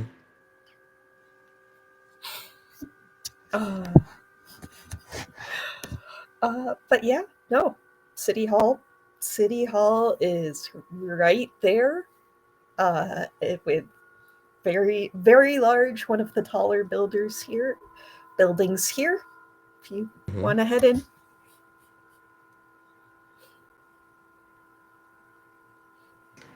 Yeah. All right, so at this, like, Caleb you just kind of like go forward and he'd hold the door open. Just like,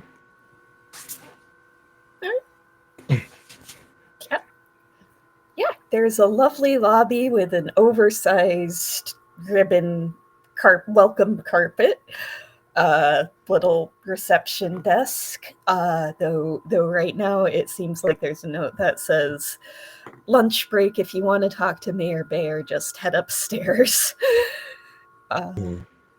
Convenient. And yeah, lots of frames of various snowy scenes on the wall. Kayla says, do you imagine that it is constantly snowing here? You see that none of these pictures depict any time period without snow. See, that's what I was wondering from Mother Ducky, is like, what about the summer? What about the flowers? And so I would like to use one of the what's the grass skis in this moment? Yeah. All right. All right. So, how are you setting about investigating and searching for keys? You can talk to people, investigate, or use your powers of darkness to look around and stuff. You don't have to use your powers of darkness, but like by all means. So one of my powers of darkness is telepathy. Okay. So because I have that power, and like I'm assuming there are at least like a couple of other people around here, I'm going to just kind of like in a very like sporadic moment of just curiosity, access the mind of everyone around me. Just kind of like everyone is Bluetooth beaming whatever they have content wise directly into me. So like my eyes go completely dark, my skin loses some color, my shadow spills out from around me in like omnidirectional as it connects to every single person, even like around corners and things. It finds them and it connects to their shadow and they all just stop moving on the dot. This probably goes Okay. for probably about like 45 seconds before all the shadows retract into me and I've gathered the information I'm looking for. What could possibly go wrong? We are Anyway, hoping it goes wrong. so are you planning on spending any darkness tokens here? 3 darkness tokens. Okay. All right, go All ahead right. and make your roll. All right, hang on. Grab keys. Give me the thing. 3 darkness tokens. Spin and roll. Will that not do what I needed to do? Spin and roll. A miss. So you've got 2 options here. Mm-hmm. One is you could spend a bond to bring that up to an 8. Mm-hmm. Or you could accept the consequences and then decide whether or not to gain a ruin to find the key anyway, despite failing. So how does spinning a bond work? Do I like is the bond weakened at that point?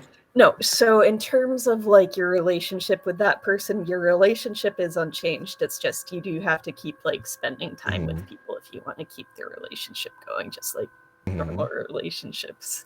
It's more something about them or like your feelings about them or some aspect of your relationship with them is helping you out here in some way. Ramsey is licking all of your little. He goes, as he's like trying to extend the shadow out and it's not like working all the way, he turns to Ramsey and goes, "Please, I need your help." So he extends his hand. May I? So with that, I was gonna say more like he kind of like he puts his hand on your shoulder and like you feel some of the darkness just kind of like move through you. You very like quickly feel the cold chill of death. That's like what's essentially emanating, connecting to everybody, and that's just like the little bit that he pulled from you was the last push he needed to fully suck all the information out that he needed from the people around him. He pulls his hand up. He goes, "Thank you." You might have like briefly have seen just like a citadel, like in a completely like dark area with like thousands of undead soldiers just moving in unison before you're just like pulled right back. We're going to talk about that. Okay. In the helicopter after we play with the pilots.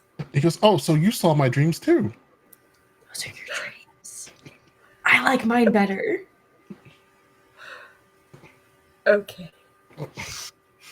So here, I think, is what you are going to see.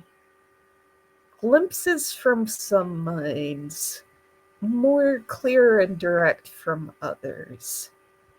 But you are going to see glimpses of a normal summer day and also of a well, kind of by the edge of town. But at the bottom of this well is a charred summoning circle, almost like it was burned into the ground beneath the water.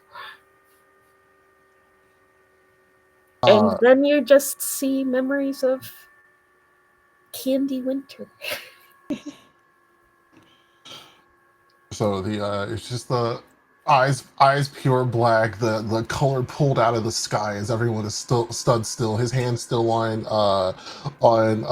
Ramsey's shoulder, and then just says, "They have summer."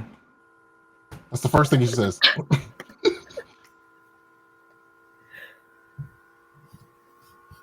Yeah, well, they had a summer at one point. Are you sure? This area doesn't seem like it would be hospitable to, or it would experience such a cycle. She goes, no, I saw it. I saw it through their eyes. They had a summer. The sun was out. The grass was regular. There was a well somewhere. So very curious. There was a well with a symbol or a circle etched into the bottom of it. Oh. And then there was a lot of snow, and now there's candy. So very interesting. Oh, and then he just starts to talk about like office gossip, like who likes who, like what people don't like each other, what kind of like beef there is. Ramsey between will office- not stop this at all. This is Mm. Cobalt has Mhm. questions. Uh, What does this have to do with candy? This he goes, candy. oh, sorry, none of this has anything to do with candy. There's just so many emotions in here. At least there were, and then there was candy, and now everyone is happy. In the gossip? No, before the gossip. There's no gossip after the candy. Everyone's happy. Okay. But you're saying that you saw a summoning circle. Yeah, yes, or something like there's a well, I believe.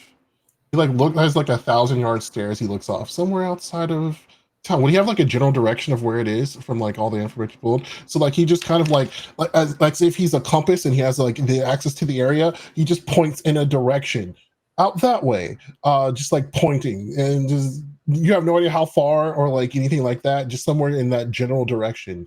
There's a well. At the bottom, there's a symbol, there's a circle, there's a summoning circle of some kind. I want to do something pretty bad, Darian.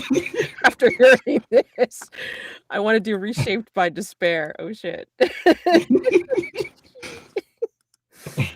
see. What do we do with Reshaped with Despair? Okay, so if I choose to unleash the dark, describe how my form changes through violence and beauty. Whoops, causing those around you to despair. I can uncover a key if this happens. I do want to unleash the dark. Well, let's see. Unleash the dark on whom? That's the thing. I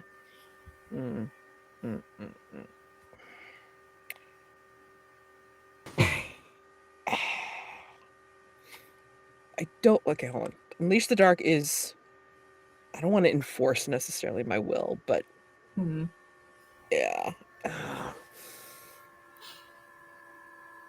Yeah, no, it's not unleash the dark. Never mind. Because I mean, like I was thinking power through darkness, but it's not unleash the dark. Enforce my will on somebody means more of like I'm really trying to push hard on influencing them and such, and it's like I don't want to do that to Caleb. I wanted to use him as a what is it? Compass. To try and figure out where the hell.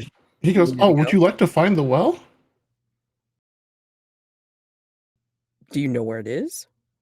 He goes, yes, and I can give you a friend to help you. You're very free with these friends. Are you sure? I have so many friends. I have so many friends. You saw them, right, Ramsey? So many friends. I'm going to meet them. I'm like Cobalt starts looking a little sad. It's like new friends.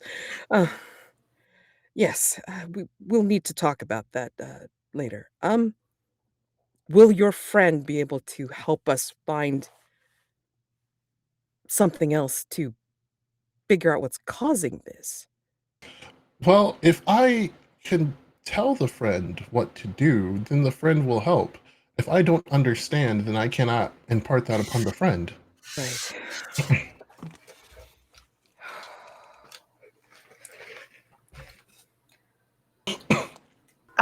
I have a question, and this is whichever answer. Did Perfidus go on ahead to the mayor, or are they I was still? about to ask. They There's a lot of bullshit that's happening right here. So fully on, Right. like, this could have just like been like, this is some weird shit. And it feels like that would be so smart for them to do anyway, because this group doesn't need to talk to a mayor. No, this group does not need to talk to a mayor. Well, because my question was going to be when Caleb was doing the telepathy, what was he only reaching out to humans, or did he also touch everyone in the party? Oh shit. He was only reaching out to humans. Okay. He has a very like specific thing of asking before he does anything like that, and so he like had a moment when he like pulled back where he probably was like, "Oh, I should have asked. I'm so sorry. They told me I should do that before I reach out to people." And, like that's what he's been doing every time when like he's just like, "May I?" He's so considerate. I think probably then in the face of that, I think Perfect has probably just left Caleb and the rest to do their thing and headed on to go talk to the mayor because this mystery's taken too long. Okay. Well, in that case, I mean, I already have theories, but I mean, like, you know, if you want to grab another key, that's great. well, if you head on ahead to her office, Mayor Bear will be sitting behind the desk. She's a woman with a strawberries and cream complexion. Her brown hair is going to be in pigtails tied with red and green ribbons and jingle bells. And she is wearing a bright red and green pantsuit, pinstriped, with also white stripes, red, green, and white. And she's gonna stand right up and say, "Oh, hello. I'm glad you're settling down in our little town. I'll help you find a house where you'll be as snug as a mouse."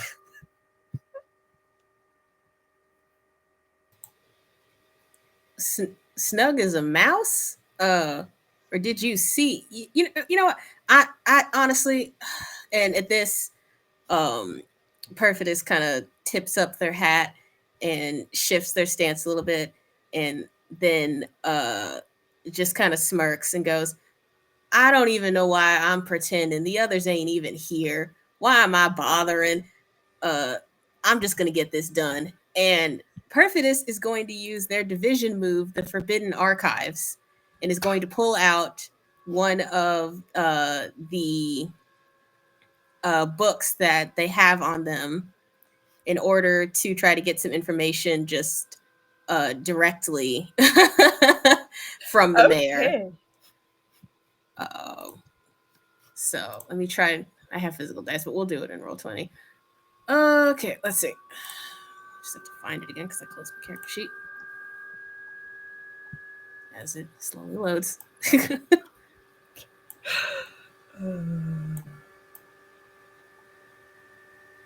Okay, where's the button for it? Nope. Okay, I guess it's the top. Okay, let's see. Really? Why is them? Okay, just gonna put the max that I have, I guess, and then do I push it again? No, where's the? Okay, there it is. You can tell I am not in Roll20 that often. You're fine. Oh, that is a result. Yeah. And if I remember correctly, do you even have 2 bonds at this point? I have a bond with Ramsey, but so that's about it. So you wouldn't even be able to bring that up to an 8, which is the threshold for succeeding on the Forbidden Archives. Yeah, no, it's fine. Okay, so the Forbidden Archives. I clicked the zoom button and that did not. Perhaps I should be looking at your character sheet instead. Right, so Forbidden Archives. You brought along one of the forbidden books. And you have rolled a failure. So something or someone has tampered with the book. It opens and something terrible and harrowing uses it as a portal to come through. The keeper will tell you what happens next. Oh!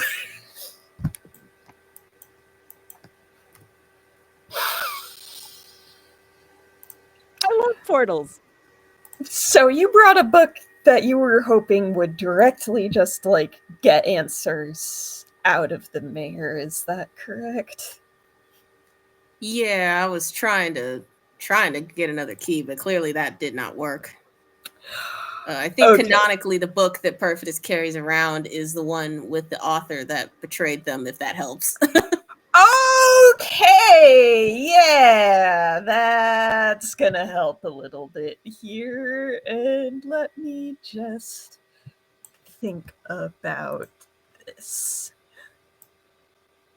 So, the other author, I think, is gonna be the one who tampered with the book out of being somewhat less than pleased with how Perfidius has been treating them since the whole trapped in a book incident. Because clearly they did nothing wrong and it's all just Perfidius doing this to them for no reason, obviously. And they are going to unleash.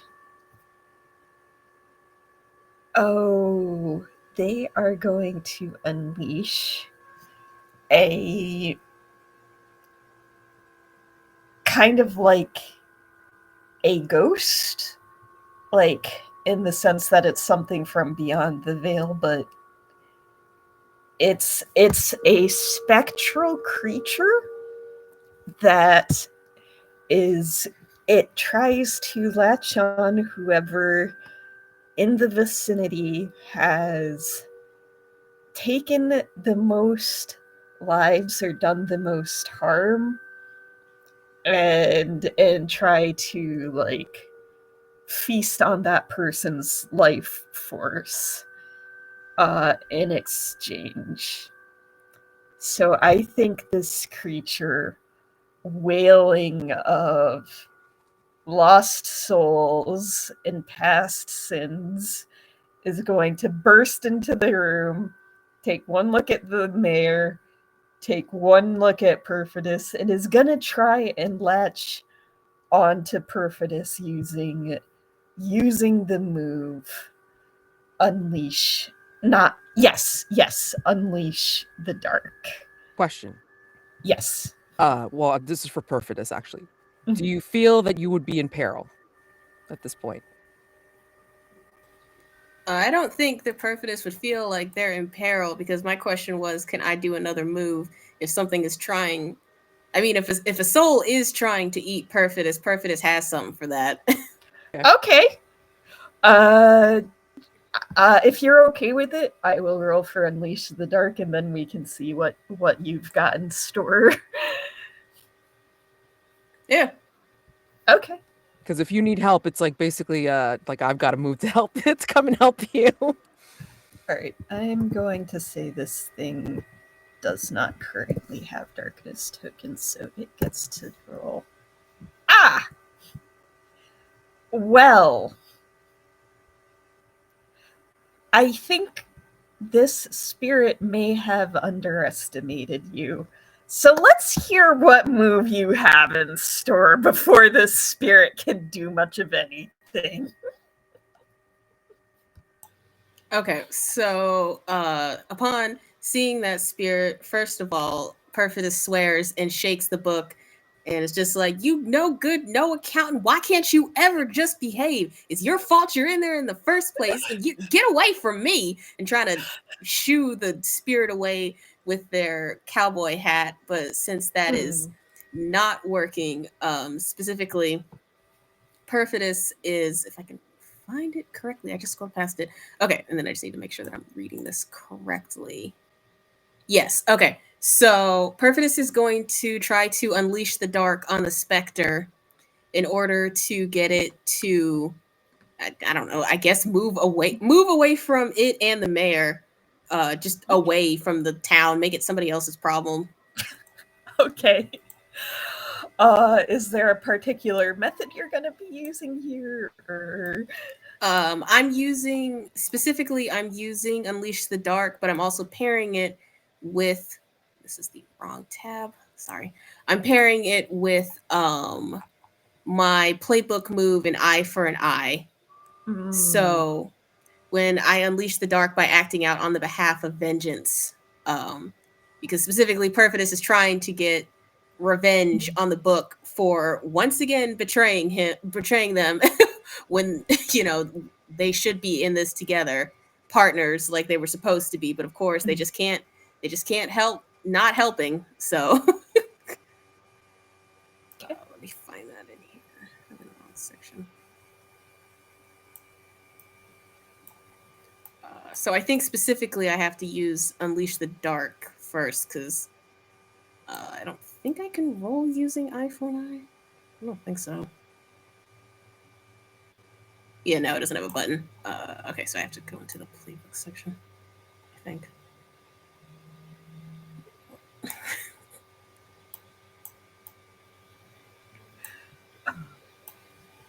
Yeah, so Unleash the Dark is a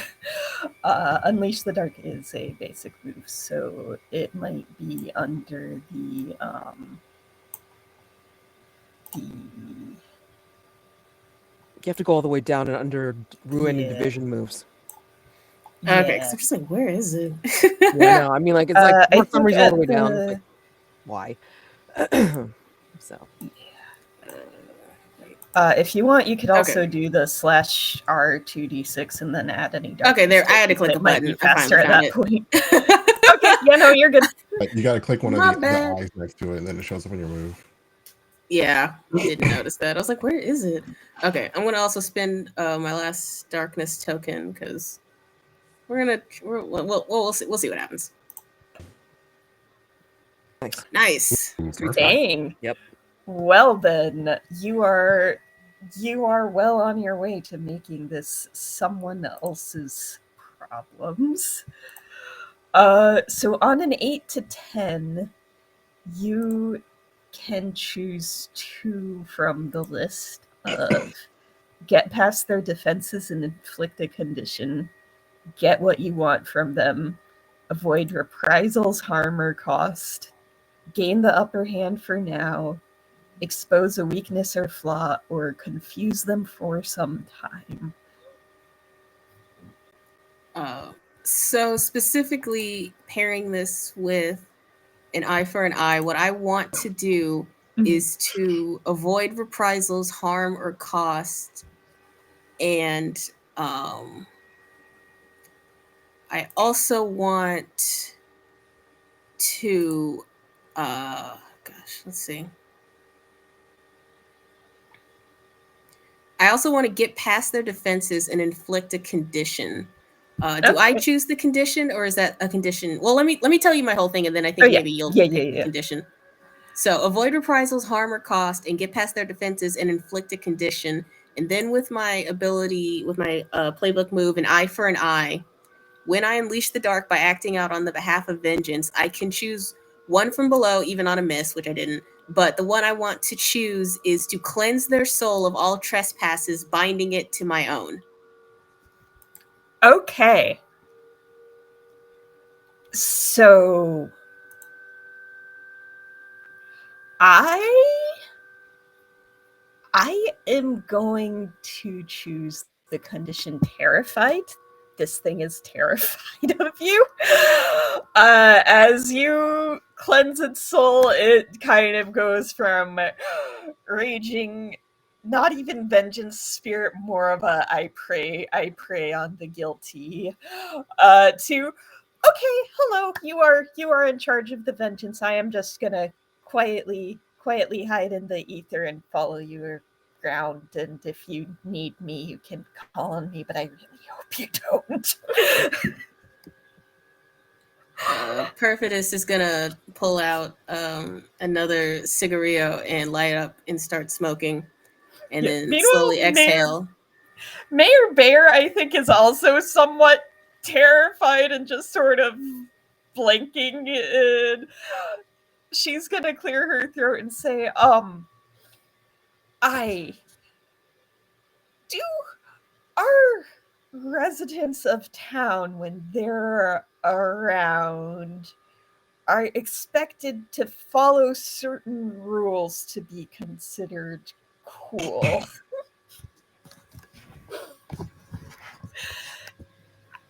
If you want to talk to me before tonight, I would ask you to be polite. Ma'am, I'm gonna keep this real simple. I am the most stable and level-headed member of our little party of merry elves, as I will put it politely.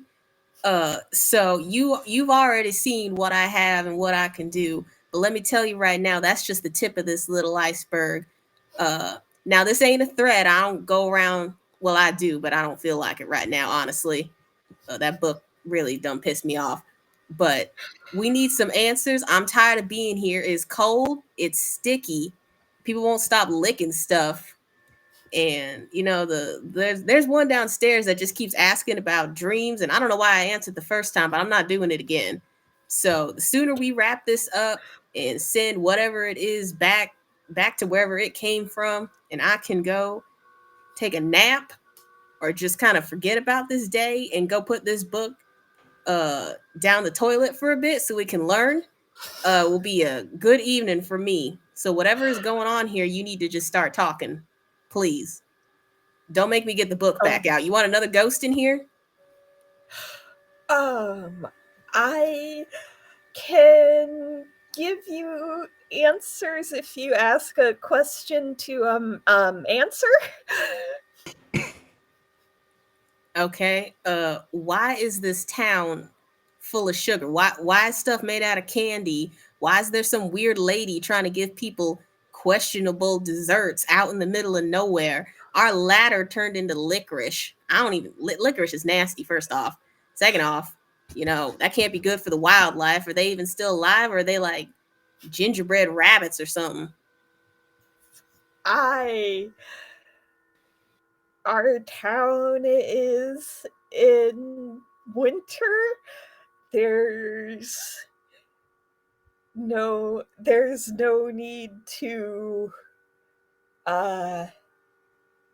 get splinters. As for animals that abound, I haven't seen any around. Oh, sweet, merciful. Are you trapped and stuck talking to me in rhymes? The frivolity, the jolly, no. This is terrible. Is one that is full of joy. I'm so sorry if that you annoys. You know what? Why don't you try to rhyme something with orange? I really want to see you try to do that. Something to make this day a little better. Just okay. You know what?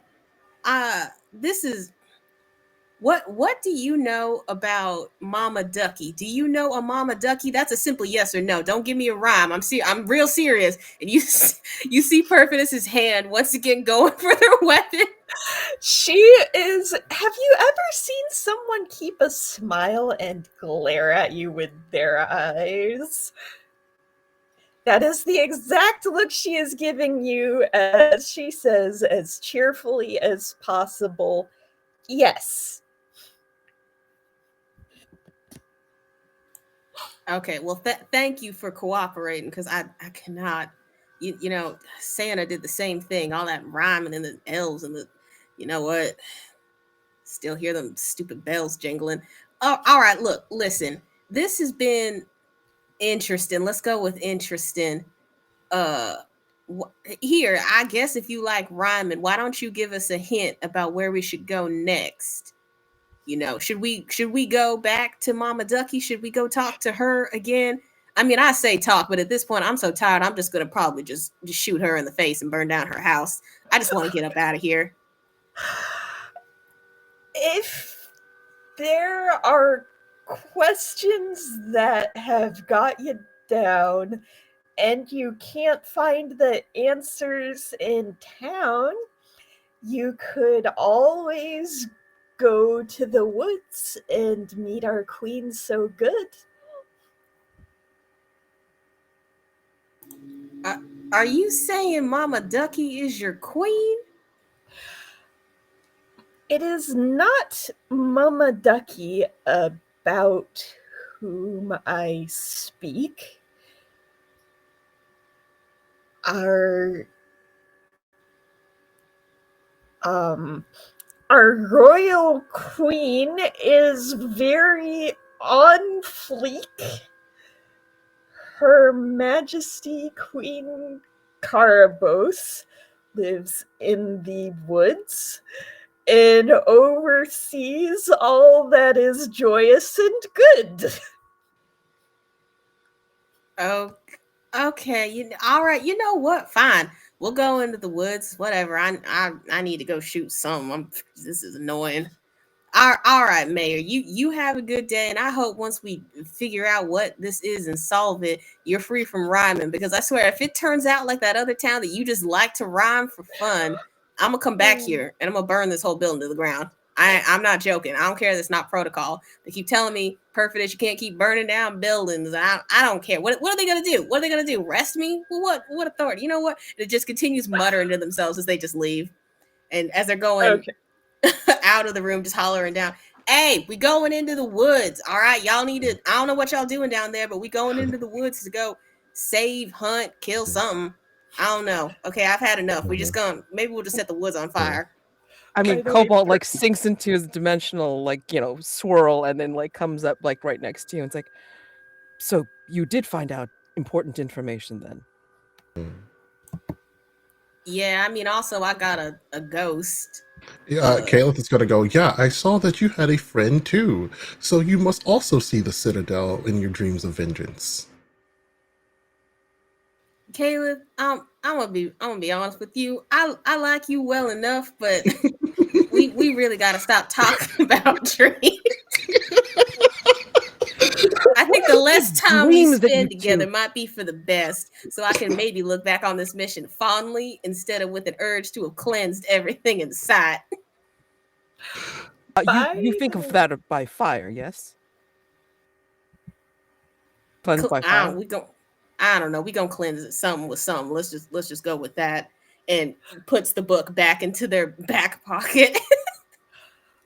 By the way, everyone, as you are starting to leave the mayor's office, you're all going to hear something.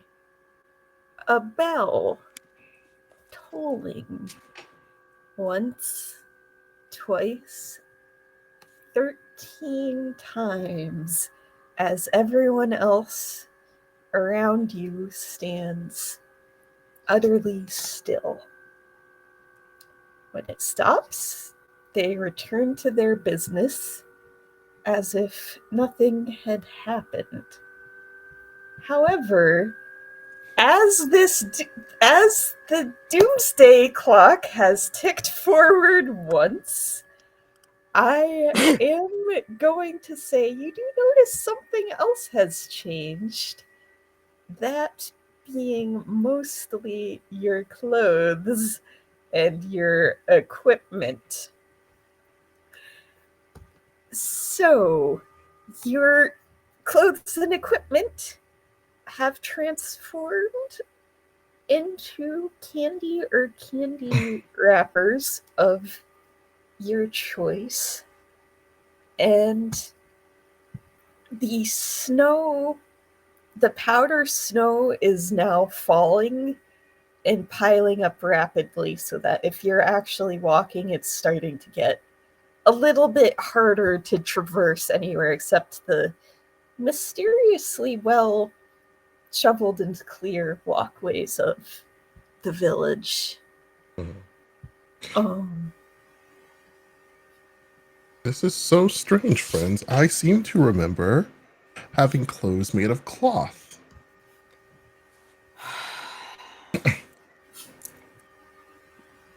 What I did in the library did not convey to the rest of the town. We need to discover or figure out what's doing this. Well, the mayor said that we need to. There's something out in the woods, some queen something or other, and that's probably where we need to go to stop whatever this is. So we should maybe head out that way. She just said the woods. There's woods everywhere, but I think if we just start in a direction, because we don't look as jolly. Although, honestly, and Perfidus kind of pulls on their coat, which is now turned into fruit leather. I'm not happy about this. I smell like strawberries, or maybe some type of holly, juniper. I think it's juniper. This is awful. If this does not change back, I don't know what I'm going to do. I like that coat, but this is. He goes, Did she tell you about the well?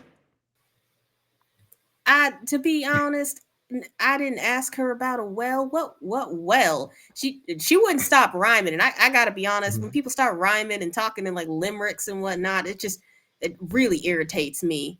And then the next thing I know, there's nothing but ash in the room, and then it's like, well, dang, I've done it again. But don't worry, she's still up there because I left. You gotta try to be patient. I'm trying to do this meditative thing.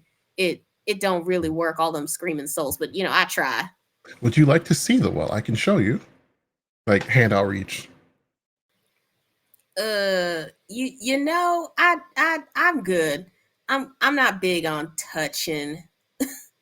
Completely understood. Puts his hand back. He goes, the well is, and then he points in a direction. He's not even looking. He's still just like pointing. He's like a bird that's like locked onto magnetic north. It's the well is that way. So okay, well, maybe we just go that way then, and then I don't, maybe we'll go that way, and you can tell like Perfidus is kind of directing this at the book, and maybe if somebody doesn't cooperate with some information when we get to that well, maybe something will find itself at the bottom of the well and will stay down there with a bunch of handfuls of sticky snow. Just a thought. Maybe some cooperation will be appreciated. And then they look at the group and go, oh, I ain't talking to y'all. Don't worry about it. It is strange, he says, as he continues to walk in the direction of the well. I've never felt fear and trepidation from a book before. It is most curious. Continues to walk towards in that direction. Oh my. Okay. I just wanted to ask, I mean, like, like out of character, like, time wise or whatever, we do have enough clues, I think, to match with the facets and also solve this mystery, I think. If we wanted to engage in that and then resolve the mystery.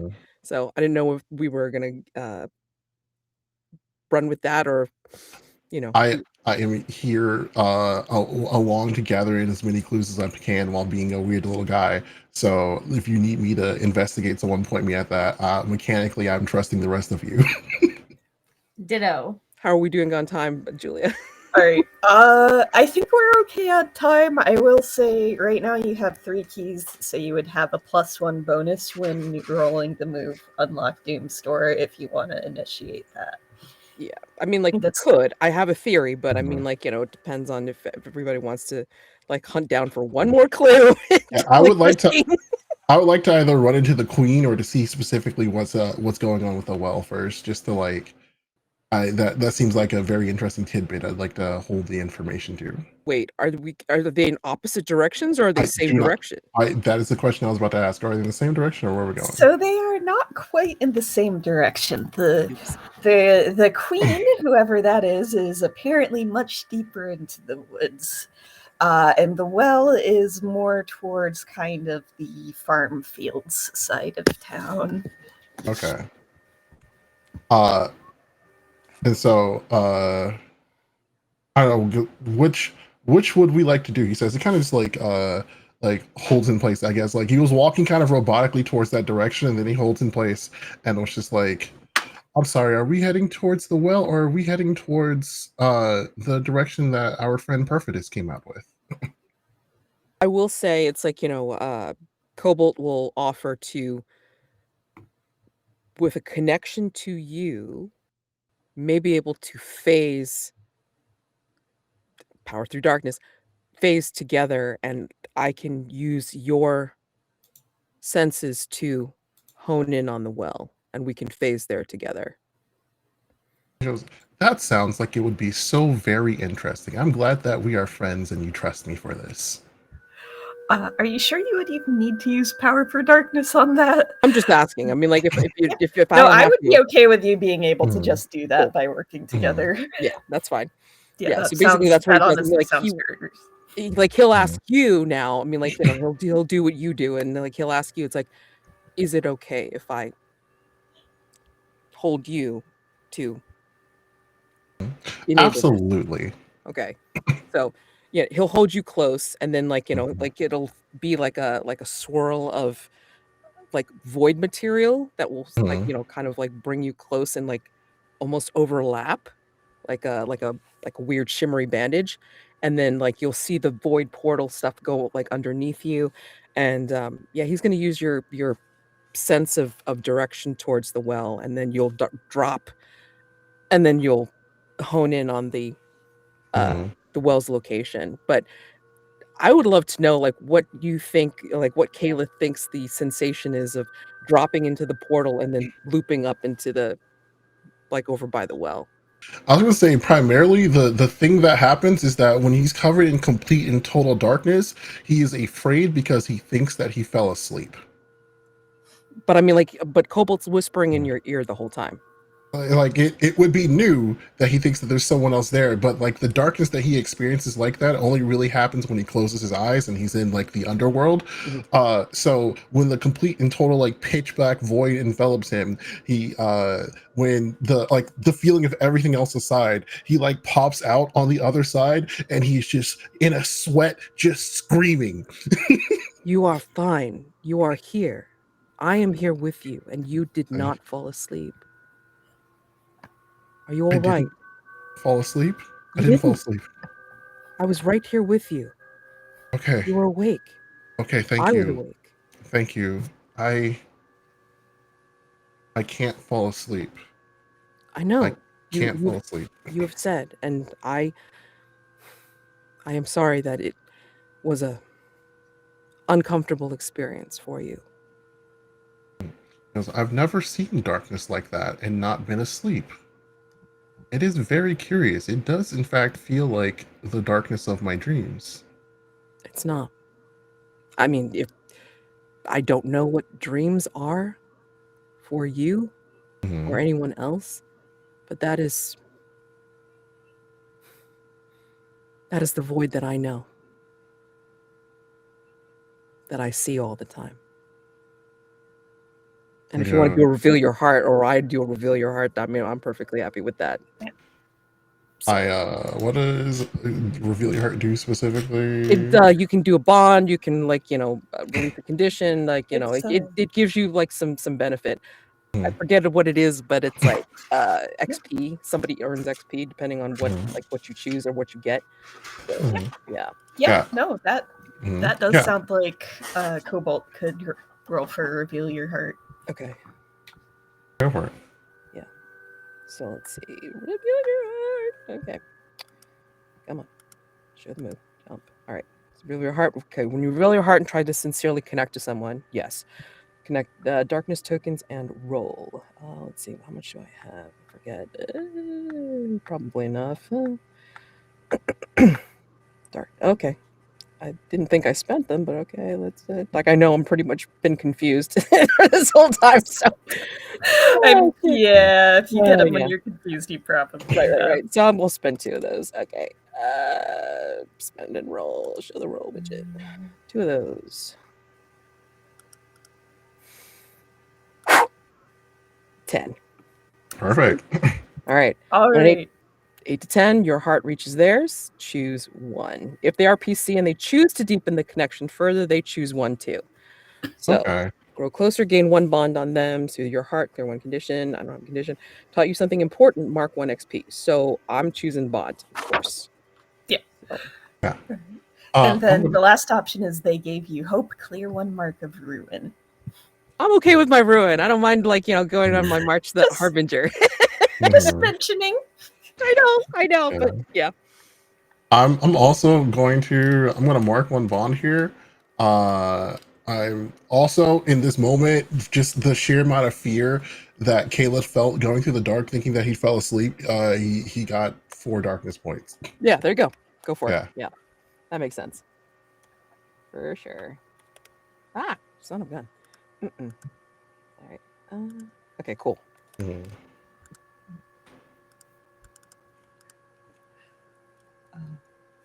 And I hate to interrupt the moment. Yep. But you now are at this well. Mhm. Kinda, there's lots of powdered sugar piled up around it.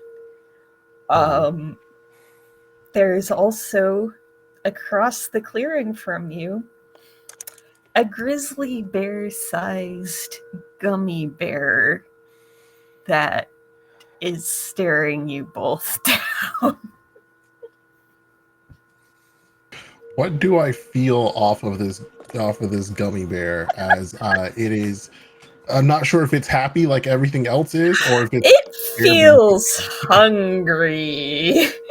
I see. Uh, Where does the gummy have a stomach? Just saying out of character. Anyway. it's like, I see. I wonder if my friends are hungry again. And so, in remembering how satisfied the last one was when they got to eat all that candy, goes, I should call another. They would definitely enjoy this. Excellent. Most And excellent. so, uses the power of dark string puppets and creates yet another dark string puppet. This one, he's going to, the thing he's feeling the most right now at like the pit of him is the fear that's washing off of him that he fell asleep. So it is still fear, but he's holding on to Ramsey's hunger from before. So like he tried to inflict another emotion in there, but like fear was the thing that like felt it the most, and he knew he needed hungry in order for it to eat the gummy bear. So like it could be the same creature, or I can just like make another one up on the spot.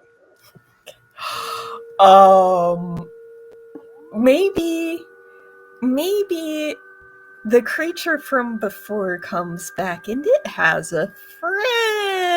Oh, that's right, because it makes more, Cool. doesn't it? It makes Yeah. more of itself. Oh my god. Uh-huh. There are 2 flightless birds about to descend on this poor gummy bear. 2 3 feet tall shadow birds of nightmare eyes and sharp claws are just kind of like charging and flying at this thing. They're before we like cut- actually flying, huh? No, Yeah, yeah, good, keep going. they're just fucking zooming at it. I don't know if you've ever seen like a goose or something run at something that it doesn't like, but like that. But if it was a 3 foot tall bird, it's like an ostrich just like zooming at it. And before we cut over to the other guys, it's like Cobalt will say to Caleb, when we're done with all of this, Mhm. can I have one of those? Most certainly, I think my friends would love to make a friend. Thank you. Mhm. I find a guess queen. meanwhile, back where Perfidious and Ramsey kind of got left out of this portal party. What were the two of you doing? Ramsey is all up next to Perfidious and just being like, so, Queen? Yeah, I think we need to get out of this building, but I have an idea of how to get the queen to show up. Because, when you think about it, going out in the woods at dark with whatever you got on you and me, I got a couple of things, but I don't know how big the queen is. Could be a giant I'm spider not worried situation. about that. Well, I'm okay. Well, as long as you're, since the other two went off on their adventure, it's Yeah, fine. they could We'll find them see later. the circle in the well. I'm a little mad about them leaving us behind on that one. I thought that was going to be really spicy. Yeah, but it probably wasn't intentional. We can see it later. I'm sure there'll be pictures. But I can't taste it. Like, you can't, it's not the same. All right, look. I promise, once we're done here, we'll go find the well and I'll dangle you by your ankles or something. You can get down there and just... You promise? Yeah, I promise. I'll get some rope and lower you down. Just the best. Not that licorice shit, though. Yeah, no, we'll find a normal rope somewhere and just lower you down and you can figure out what's at the well. But we should probably go kill that queen or some. Okay. You gotta work up your appetite. Is gonna leave the mayor's the government building and head out towards the woods. Not gonna go too far. What they're trying to do, they're gonna pull the book back out of their back pocket and stare at it and say, all right, now look, I know we do not get along on the best of days or any day, whether the sun is still shining or not, but you're gonna work this time or there's gonna be some real consequences. So we need to just work with me for once.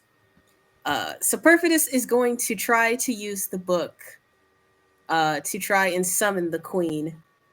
Whether this will actually work or not, I suppose, remains to be seen. Yeah, that sounds like another roll. Yeah. I will say I think I gained probably at least 2 darkness tokens from asking someone to trust me. Or at least make a promise, one or the other. Yeah. One of those things happened. So I'm in a similar boat with feeling a yearning for what I cannot have. Somebody took my magic circle away from me. Let's see here. Let's see. I'm gonna hold off and I'm gonna try to just spend one of these tokens, I think. Oh. Nice, of course. Do you have a bond to spend? I do, actually, and the person's standing right next to me. Do you want to use it? Wait, did you unleash the dark? Different move. Oh. The Forbidden Archives. Oh, disastrous. Okay. Had to scroll all the way down. Whoops. I think narratively, I'm gonna leave it because I can still pick one from above. Okay.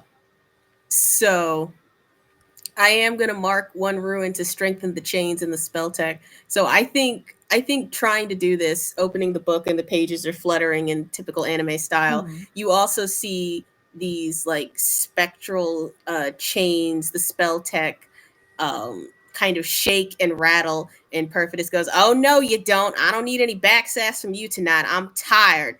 And the chains tighten around the book and you hear like grumbling and groaning from the author trapped inside. And the option I want to take, if I had gotten an 8 to 10, is name a target. The book will consume them and hold them within its pages for now. And so I would like to hold the queen within the book. Okay. So I think we're gonna have to do after this probably a little bit of a quick cut after this back to the other two. In the pages of your book, I'm sorry, I have to. Currently contained for now in the pages of your book is Mrs. Claus. Hey, Cobalt Caliph, I believe you went to the well for a reason. Yeah, sure. Now Perfect. that the carnage is over, I will quickly ask Caliph, did you spend a point of ruin to bind one of the bird friendos to Cobalt? Yes, you know what? I did because I just promised them, and so yes, a friend. So you have a friend now, Cobalt. You now have a little hungry shadow bird that sees you as a parent. I heard that they are good for grieving. They are, in fact.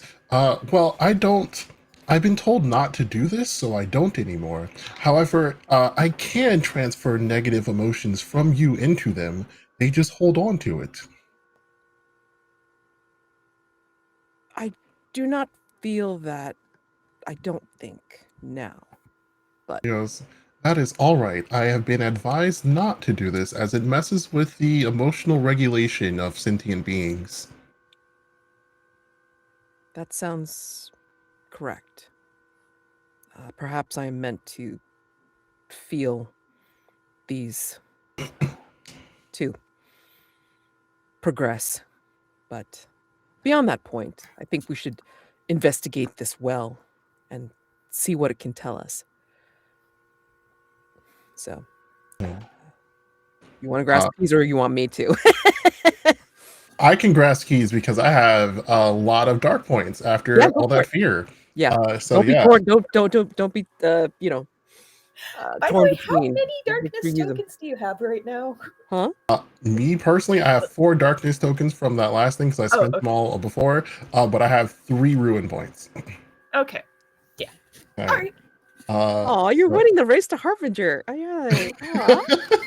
So cool. Just like accidentally, just like making my way through here. You know, No. You have a ways to go because, like, ruin advances and all this other stuff. But still, you're closer than I am. All right, so grasp keys. Grasp keys. All right, cool. I'm going to spend 3 points and roll a 9. Perfect hit. All right. Yes, you are going to find a key, and I will. Okay, Roll20 is behaving again. So let's go ahead and see what key makes the most sense here. Oh, I think I know what you find. You find a silver rose pendant shedding petals that looks like it is an exact match of the one that Mr. Jenkins had. Like that was at the bottom, or that was when after we killed the gummy bear that it was left behind like loot. So I'm going to say once you examine the well, it seems like it was almost like hung on the side of the well, but had just been covered up by powdered snow. Cool. He picks it up and he goes, "It's just like the one from Sir Jenkins. That's so strange." Like it just kind of like points it, doesn't really know what like How did he do it before? It was like this, no? And there are going to be briars that spring out of the ground from the direction you point, but they are candy briars. I mean, I don't know if you're gonna make me roll for this or not, but I think Can we say you weren't pointing at Cobalt, or do you want to have No, been no. pointing It was just in the general vicinity of like the woods in which they came. Okay. Around a tree. Around a Okay. tree. Mm-hmm. He goes, huh, that is interesting. That's cool that works that way. He goes and he sets the pendant part of it down in his hands and collapses it, and then he hands it over to Cobalt. I believe this is better in your hands than in mine. Yes, and he puts a void cage around it, so you can't touch it, and puts And it in a now pocket universe for a little bit. And now that we are at 4 keys and Yeah. also the 3-hour mark, Yeah. would anyone like to initiate the move Unlock Doom's Door? I would. All you, Cobalt. So, I mean, and this would be meta conversation. So, this wouldn't necessarily be in character. So the way it works is that when we try to unlock Doom's Door, we're essentially trying to solve the mystery, answer, match at least one key to each facet that's on the Mhm. right. And then once we do, for every key that we use, that's applied to the complexity. And then for anything that goes over the complexity, that gives us a plus. So what's the complexity for this? It's 2. Yeah, so then we get a +2 if we can include all these clues. All these keys, sorry. And my theory is this, according to the facets, I think the Candyscape is automatically with the group of sleeping people overgrown by candy briars. That's just a symptom of what the hell's going on and such. And the Door of Power is the well, the summoning circle. And what's pointing to the Harbinger is the time thing with the grandfather clock that always points to 13, because it was indicated before. And I mean, again, meta outside of the whole, scope of the thing, but the doomsday clock turned on 13. So just kind of using that as that's pointing to the Harbinger. And then the silver rose pendant shedding petals, that could be more of a, an indicator for the Candyscape, because it makes, candy briars, or we can apply that more to the um, Door of Power or something like that, because, it's an added key. It was found near the well, so that's a Also, the briars were holding the sleeping people specifically, Mhm. as almost as if they were holding them in stasis. But also, when you fix the clock, you were fixing the clock, it was no longer stuck at 13, and it was moving, and so he was no longer in stasis. right. So it could very much be that putting it with the I guess fitting that more so into with if the Door of Power is more so the avenue through which the Harbinger is using to affect reality, Mhm. then the fact that the candy briars themselves are used to hold things and people in place so that the candyification process can continue to take place.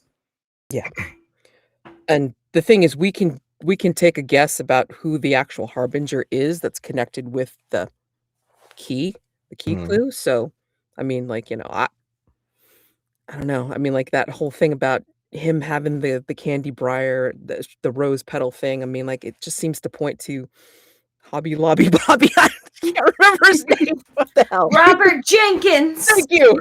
Uh-huh. which might just be Santa Claus. Perfidious would have a perfect in for getting revenge. Because why would he have a necklace, and why would there be a candy necklace, and missing clauses involved? So I feel like Santa's still here. Yeah, probably. Yeah. Anyway, not Yeah. check that. And that would be why. I mean, like, and again, just meta, like, but that would be definitely why they would point Perfidious toward this case, like, right off the bat. It's like, she got beef. So, I'm saying. Okay. I mean, Ramsey. So,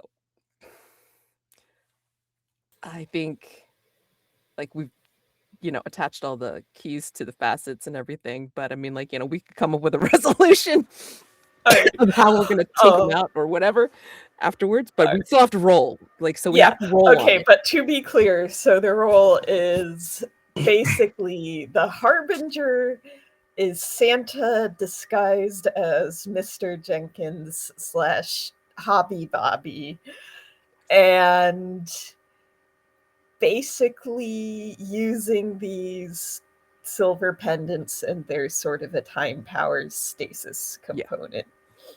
And the well is connected to whatever door of power Santa is trying to access. That is the theory you're rolling for? That's the theory that I'm rolling for. Okay. Then go ahead and proceed with the roll. Okay, hold on. I gotta get to the actual move. Where's the move? Hold on. Let's see. Hold on. Get into my thing. Hold on. Moves list. Unlock Doom's door. Okay, got it. Jump to the move. No. Why didn't it jump to the move? That's weird. Okay, there we go. Unlock Doom's door. Yes. Custom roll. Okay. Connected keys. 4. It's complexity 2. Mm-hmm. Oops. Oh wait. Okay, so that's bonus. Connected keys minus complexity, so that's a +2. Sorry. Yes. Okay. And then roll. Yes. 9.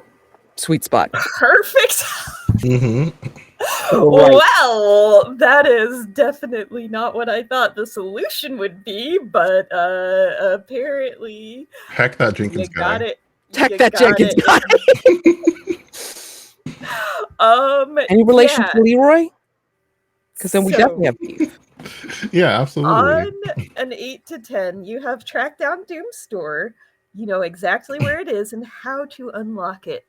In addition, the Keeper will present an opportunity to protect what matters most, take down the Harbinger, or otherwise drive back the apocalypse.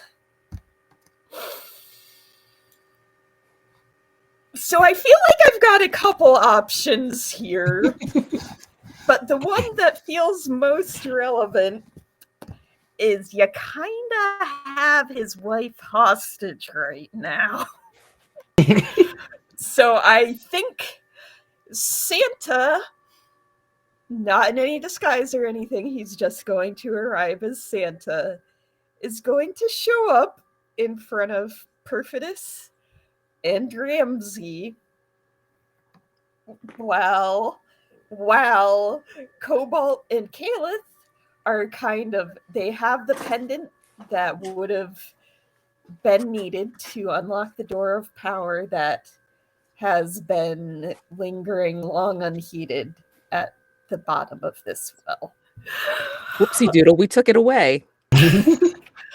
But Santa doesn't know this yet, so right now, Perfidious and Ramsey, you are facing off against Santa as he says, now, taking hostages is naughty.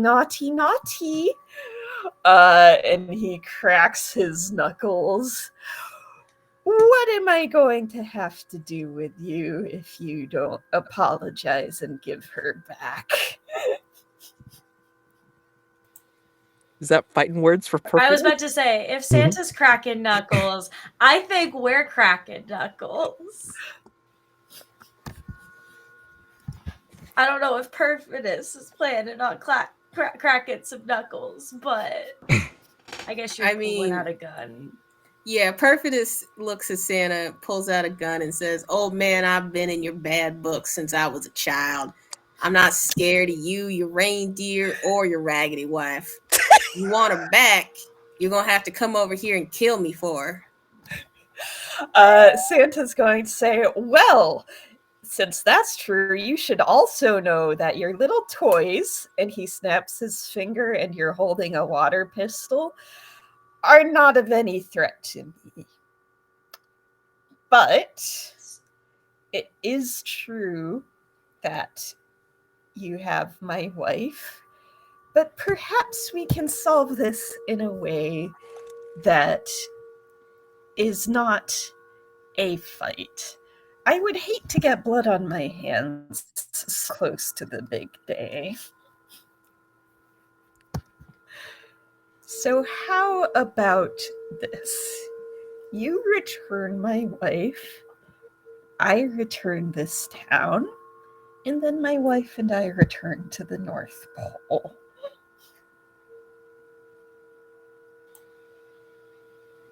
Now, I ain't a fool. By return, we are speaking the same language in that this town will go back to how it used to be before your holly jolly ass came here and interfering with stuff, touching everything with your disgusted mittens, ruin things with frivolity and joyfulness and laughter. You know how many people we don't pass down there laughing and cackling and just losing their darn minds? Now, if that's what we're talking about, then yes, I will let your wife out of this dusty, musty book and y'all can go back up and drink hot cocoa and play with your elves and I don't know, wrap presents or whatever. I believe we are in agreement that I would restore this town to how it was. And yes, my wife and I would leave. I do not agree with your disdain for joy or understand why you think that merely touching things would be disgusting. Look, too many people be touching things with other things. Actually, you know what? While we're on the subject, in addition to that, I want some normal rope because I did promise Chompy over there a well to go lick, and I ain't got rope on me. So give me a length of rope long enough to dangle them down in there so they can. I want to know. I don't want to know what they're gonna do down there.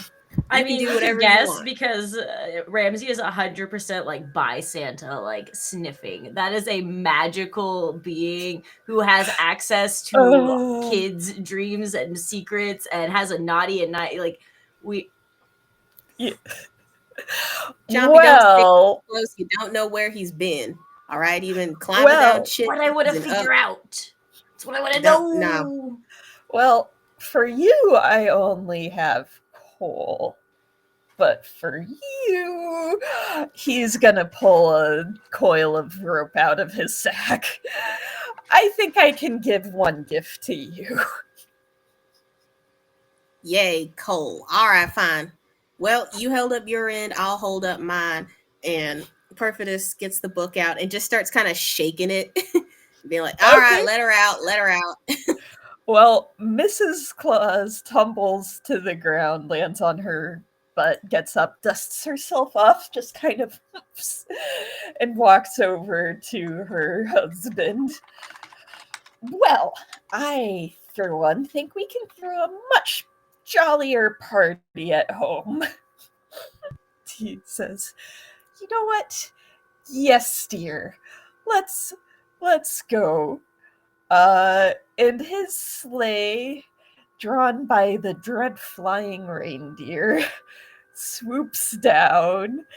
They jump on board, and as their laughter rings out, far more sinister than the stories tell, and the sleigh disappears into the distance.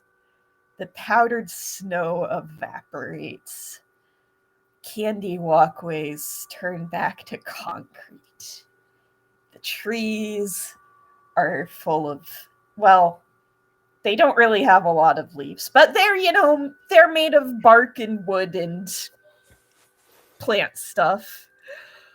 And for the first time since this has happened, there is the tentative song of the first bird to return to the forest. And there's also cell reception and probably a lot of confused people wandering around town like, wait, what went on? But none in your particular vicinity, as all of you receive alerts from Division that it seems like the energy that they detected is fading. Reality is returning to normal. And if all of you believe the situation is under control, please return when you can to debrief. Caleb is looking around at the altered landscape of everything and go, that is right. It is March.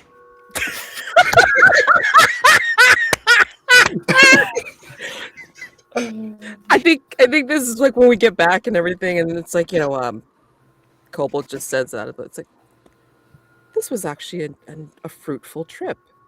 I have souvenirs, and like he points to the shadow bird, and then he like kind of like whips up the void cage that shows the pendant in it.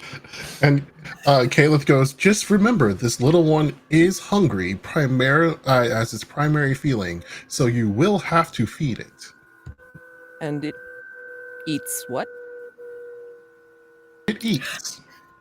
And if you look over, it has started nibbling at a fire hydrant. So anything. It is like a goat. Yes. Huh.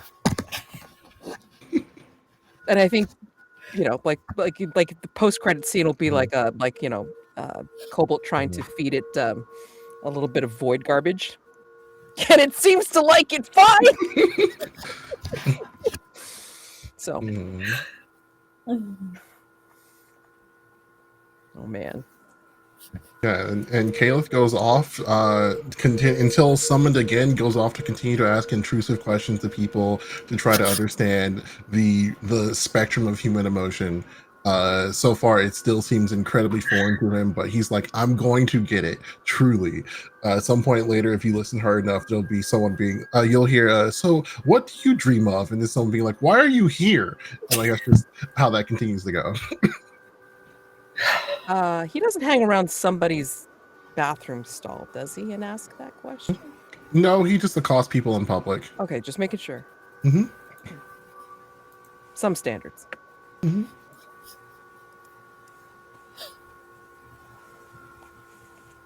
Ramsey just moves about life in a very Ramsey fashion. Wait, did she get dangled down the well? She better have. I assumed as much, considering that was a very heavy promise.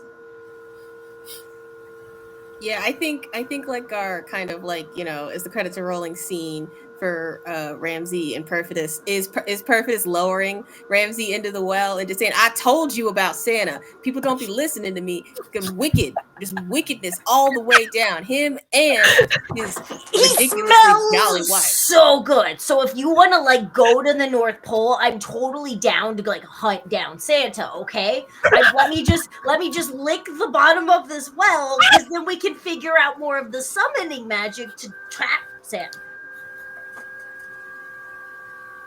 All right, what's it taste like, Chompy? What's it taste like? Don't leave me waiting.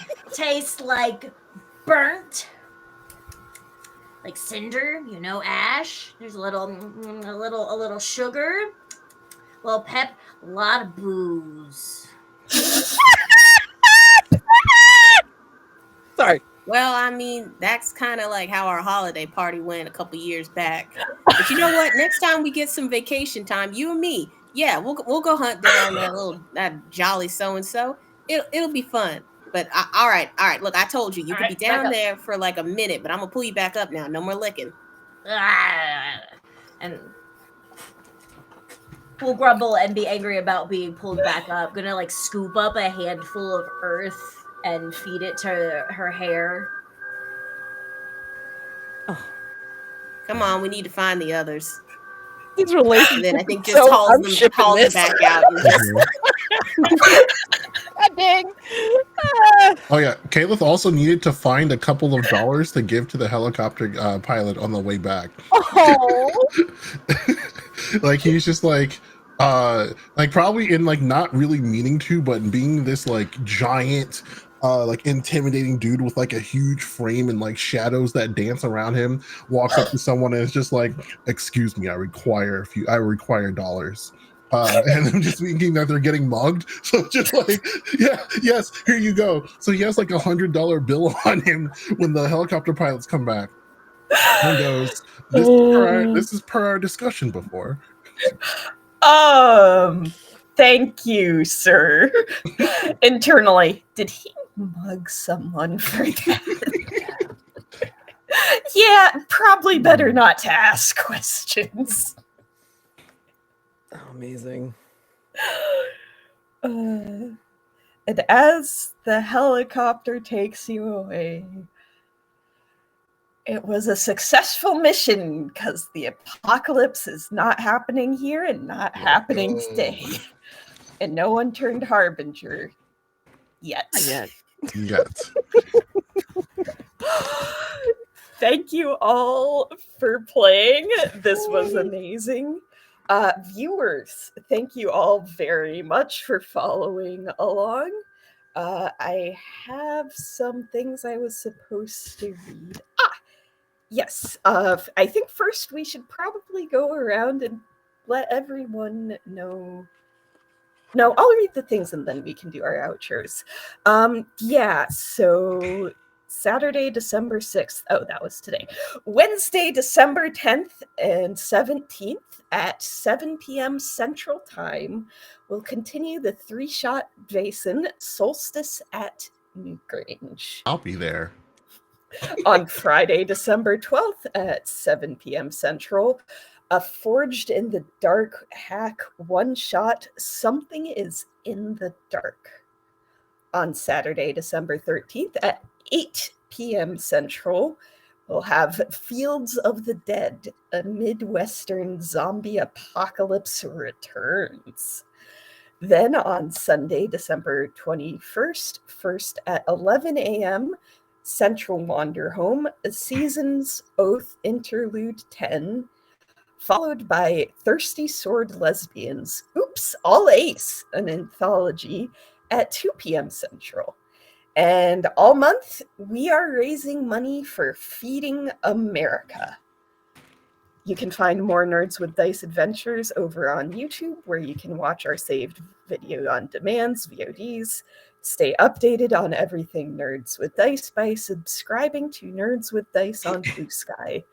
If you have a story you wish to tell or a game you wish to showcase, our creators app is always open, and it can be found on Blue Sky, or you can ask for the link in our Discord. And yeah, then just again, lots of talented people here. I should probably do a little bit of self-promo before I turn it over to them. I am a pro game master. You can find me on Start Playing. My name is Julia LaFond. I run superhero games. I do have some slots open in some campaigns. Occasionally I run one-shots. I'm also a creative writer. My creative writing site is, I think, jklafondwriter.wordpress.com. Also, and probably most relevant, I put out tabletop role-playing game supplements modules under the brand Calenmir's RPGs. And the one I ran today was a modified version of Sweet Dreams, a one-shot mystery for Apocalypse Keys. So if you want to try running this scenario for your friends, you can pick up Sweet Dreams from my website or on itch or on DriveThruRPG. And now I think I'll turn it over to Crimson. Hi, my name is Crimson Soul. I am normally a VTuber, but you all get to see me here with my face every time I do an actual play. You can find me at twitch.tv/Crimson Soul _, where I do a lot of drawing and whatever video game comes to mind. Also on Blue Sky at Crimson Soul with no underscore there.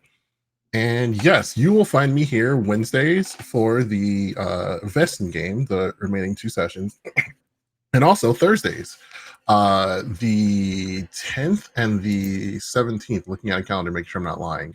No, sorry, the 11th and the 18th, sorry, at 7 p.m. Eastern for the remaining two sessions of our Wild West Call of Cthulhu game. And yeah, from there, I will pass it over to Irvi. Howdy, thanks. Hi, I'm Irvy Fitz, and I've been Ramsey the Hungry for you today. You can find me across the internet as Caesar Slot on TikTok. I say across the internet. I'm literally just on TikTok and Blue Sky, or in here and this and Twitch. I'm on this. You can literally just type in Irvy Fitz, so that's a lot easier than Caesar Slot. I'm really bad at branding. But yeah. You can also come play games with me. Similarly to Julia, I am a GM for hire. I host games constantly. So let me know what time slot. I got you, boo boo. Otherwise, you can catch me over on the Rollers Joint or Shattered Tabletop Gaming on the 19th. We're doing a 12 Days of Christmas over there as a fundraiser for Toys for Tots. And I will be running a Final Girl game where I have gathered 10 players to do an absolute carnage. So I'm really looking forward to that. Come have fun. And then I will boopity boppity it right on over to Basil. Hey everybody, I'm Basil. I played Perfidious the Betrayed and did my best country accent. You can find me across the internet as Kobanya, Kobanya, on Tumblr, Pillow Fort, Blue Sky, and probably somewhere else I'm forgetting. I think I have a link card or something. You can also check me out on my website, towerofbasil.wordpress.com, where I mostly these days I just update my portfolio. You can just see all the things I've been working on. But if you're into Greek mythology, I've got snippets of the Aphrodite that I work on when my day job is not killing me. In terms of actual plays, we just wrapped up our season 2 for Cybertopia, but I think that's going to keep getting released into 2026. So you'll keep hearing from me for a bit. And otherwise, you'll find me on occasional one-shots and charity things as people ask me to be on them. But this is probably the last one I'm doing for 2025 because I am tired. So I will pass it over to Mads. Thank you very much. Yeah, I'm Mads, they, them pronouns. I played Cobalt, he, him, the last. And yeah, this is a blast. I do a lot of actual plays on my YouTube channel, Madeline Collie, MADELANCHOLY. So a lot of playthroughs on my channel. I like horror, I like mystery, and maybe there's a little bit of goofiness in there too. So check out my series there. And you can find me at Madeline Collie on Blue Sky, Discord, and YouTube. And I also have a couple of games on my itch page, also Madeline Collie. One is one that I'm very happy with, that I've also been running, playtesting, and passing out to anybody that wants it. The Lovely Somnolent, which is based on the Briar Rose fairy tale, and it's using the Trophy Dark system. So if you enjoy Trophy, which I do, then check it out. And yeah, I mean, I post pretty much weekly if I can. And my series that are currently out is The Between, 2 separate series of me playtesting my mastermind that I wrote. And yeah, seeing how it goes. And once I finish, she originally appeared in the Sprigs and Kindling community zine for the Car from Brindlewood material, volume 3, I believe. And hopefully I'll get to revise that mastermind and the associated threat before the end of the year. But if not, then usually that'll probably happen by early spring. So yeah, come check out my itch page. And again, Blue Sky, Discord, and on YouTube. Thanks.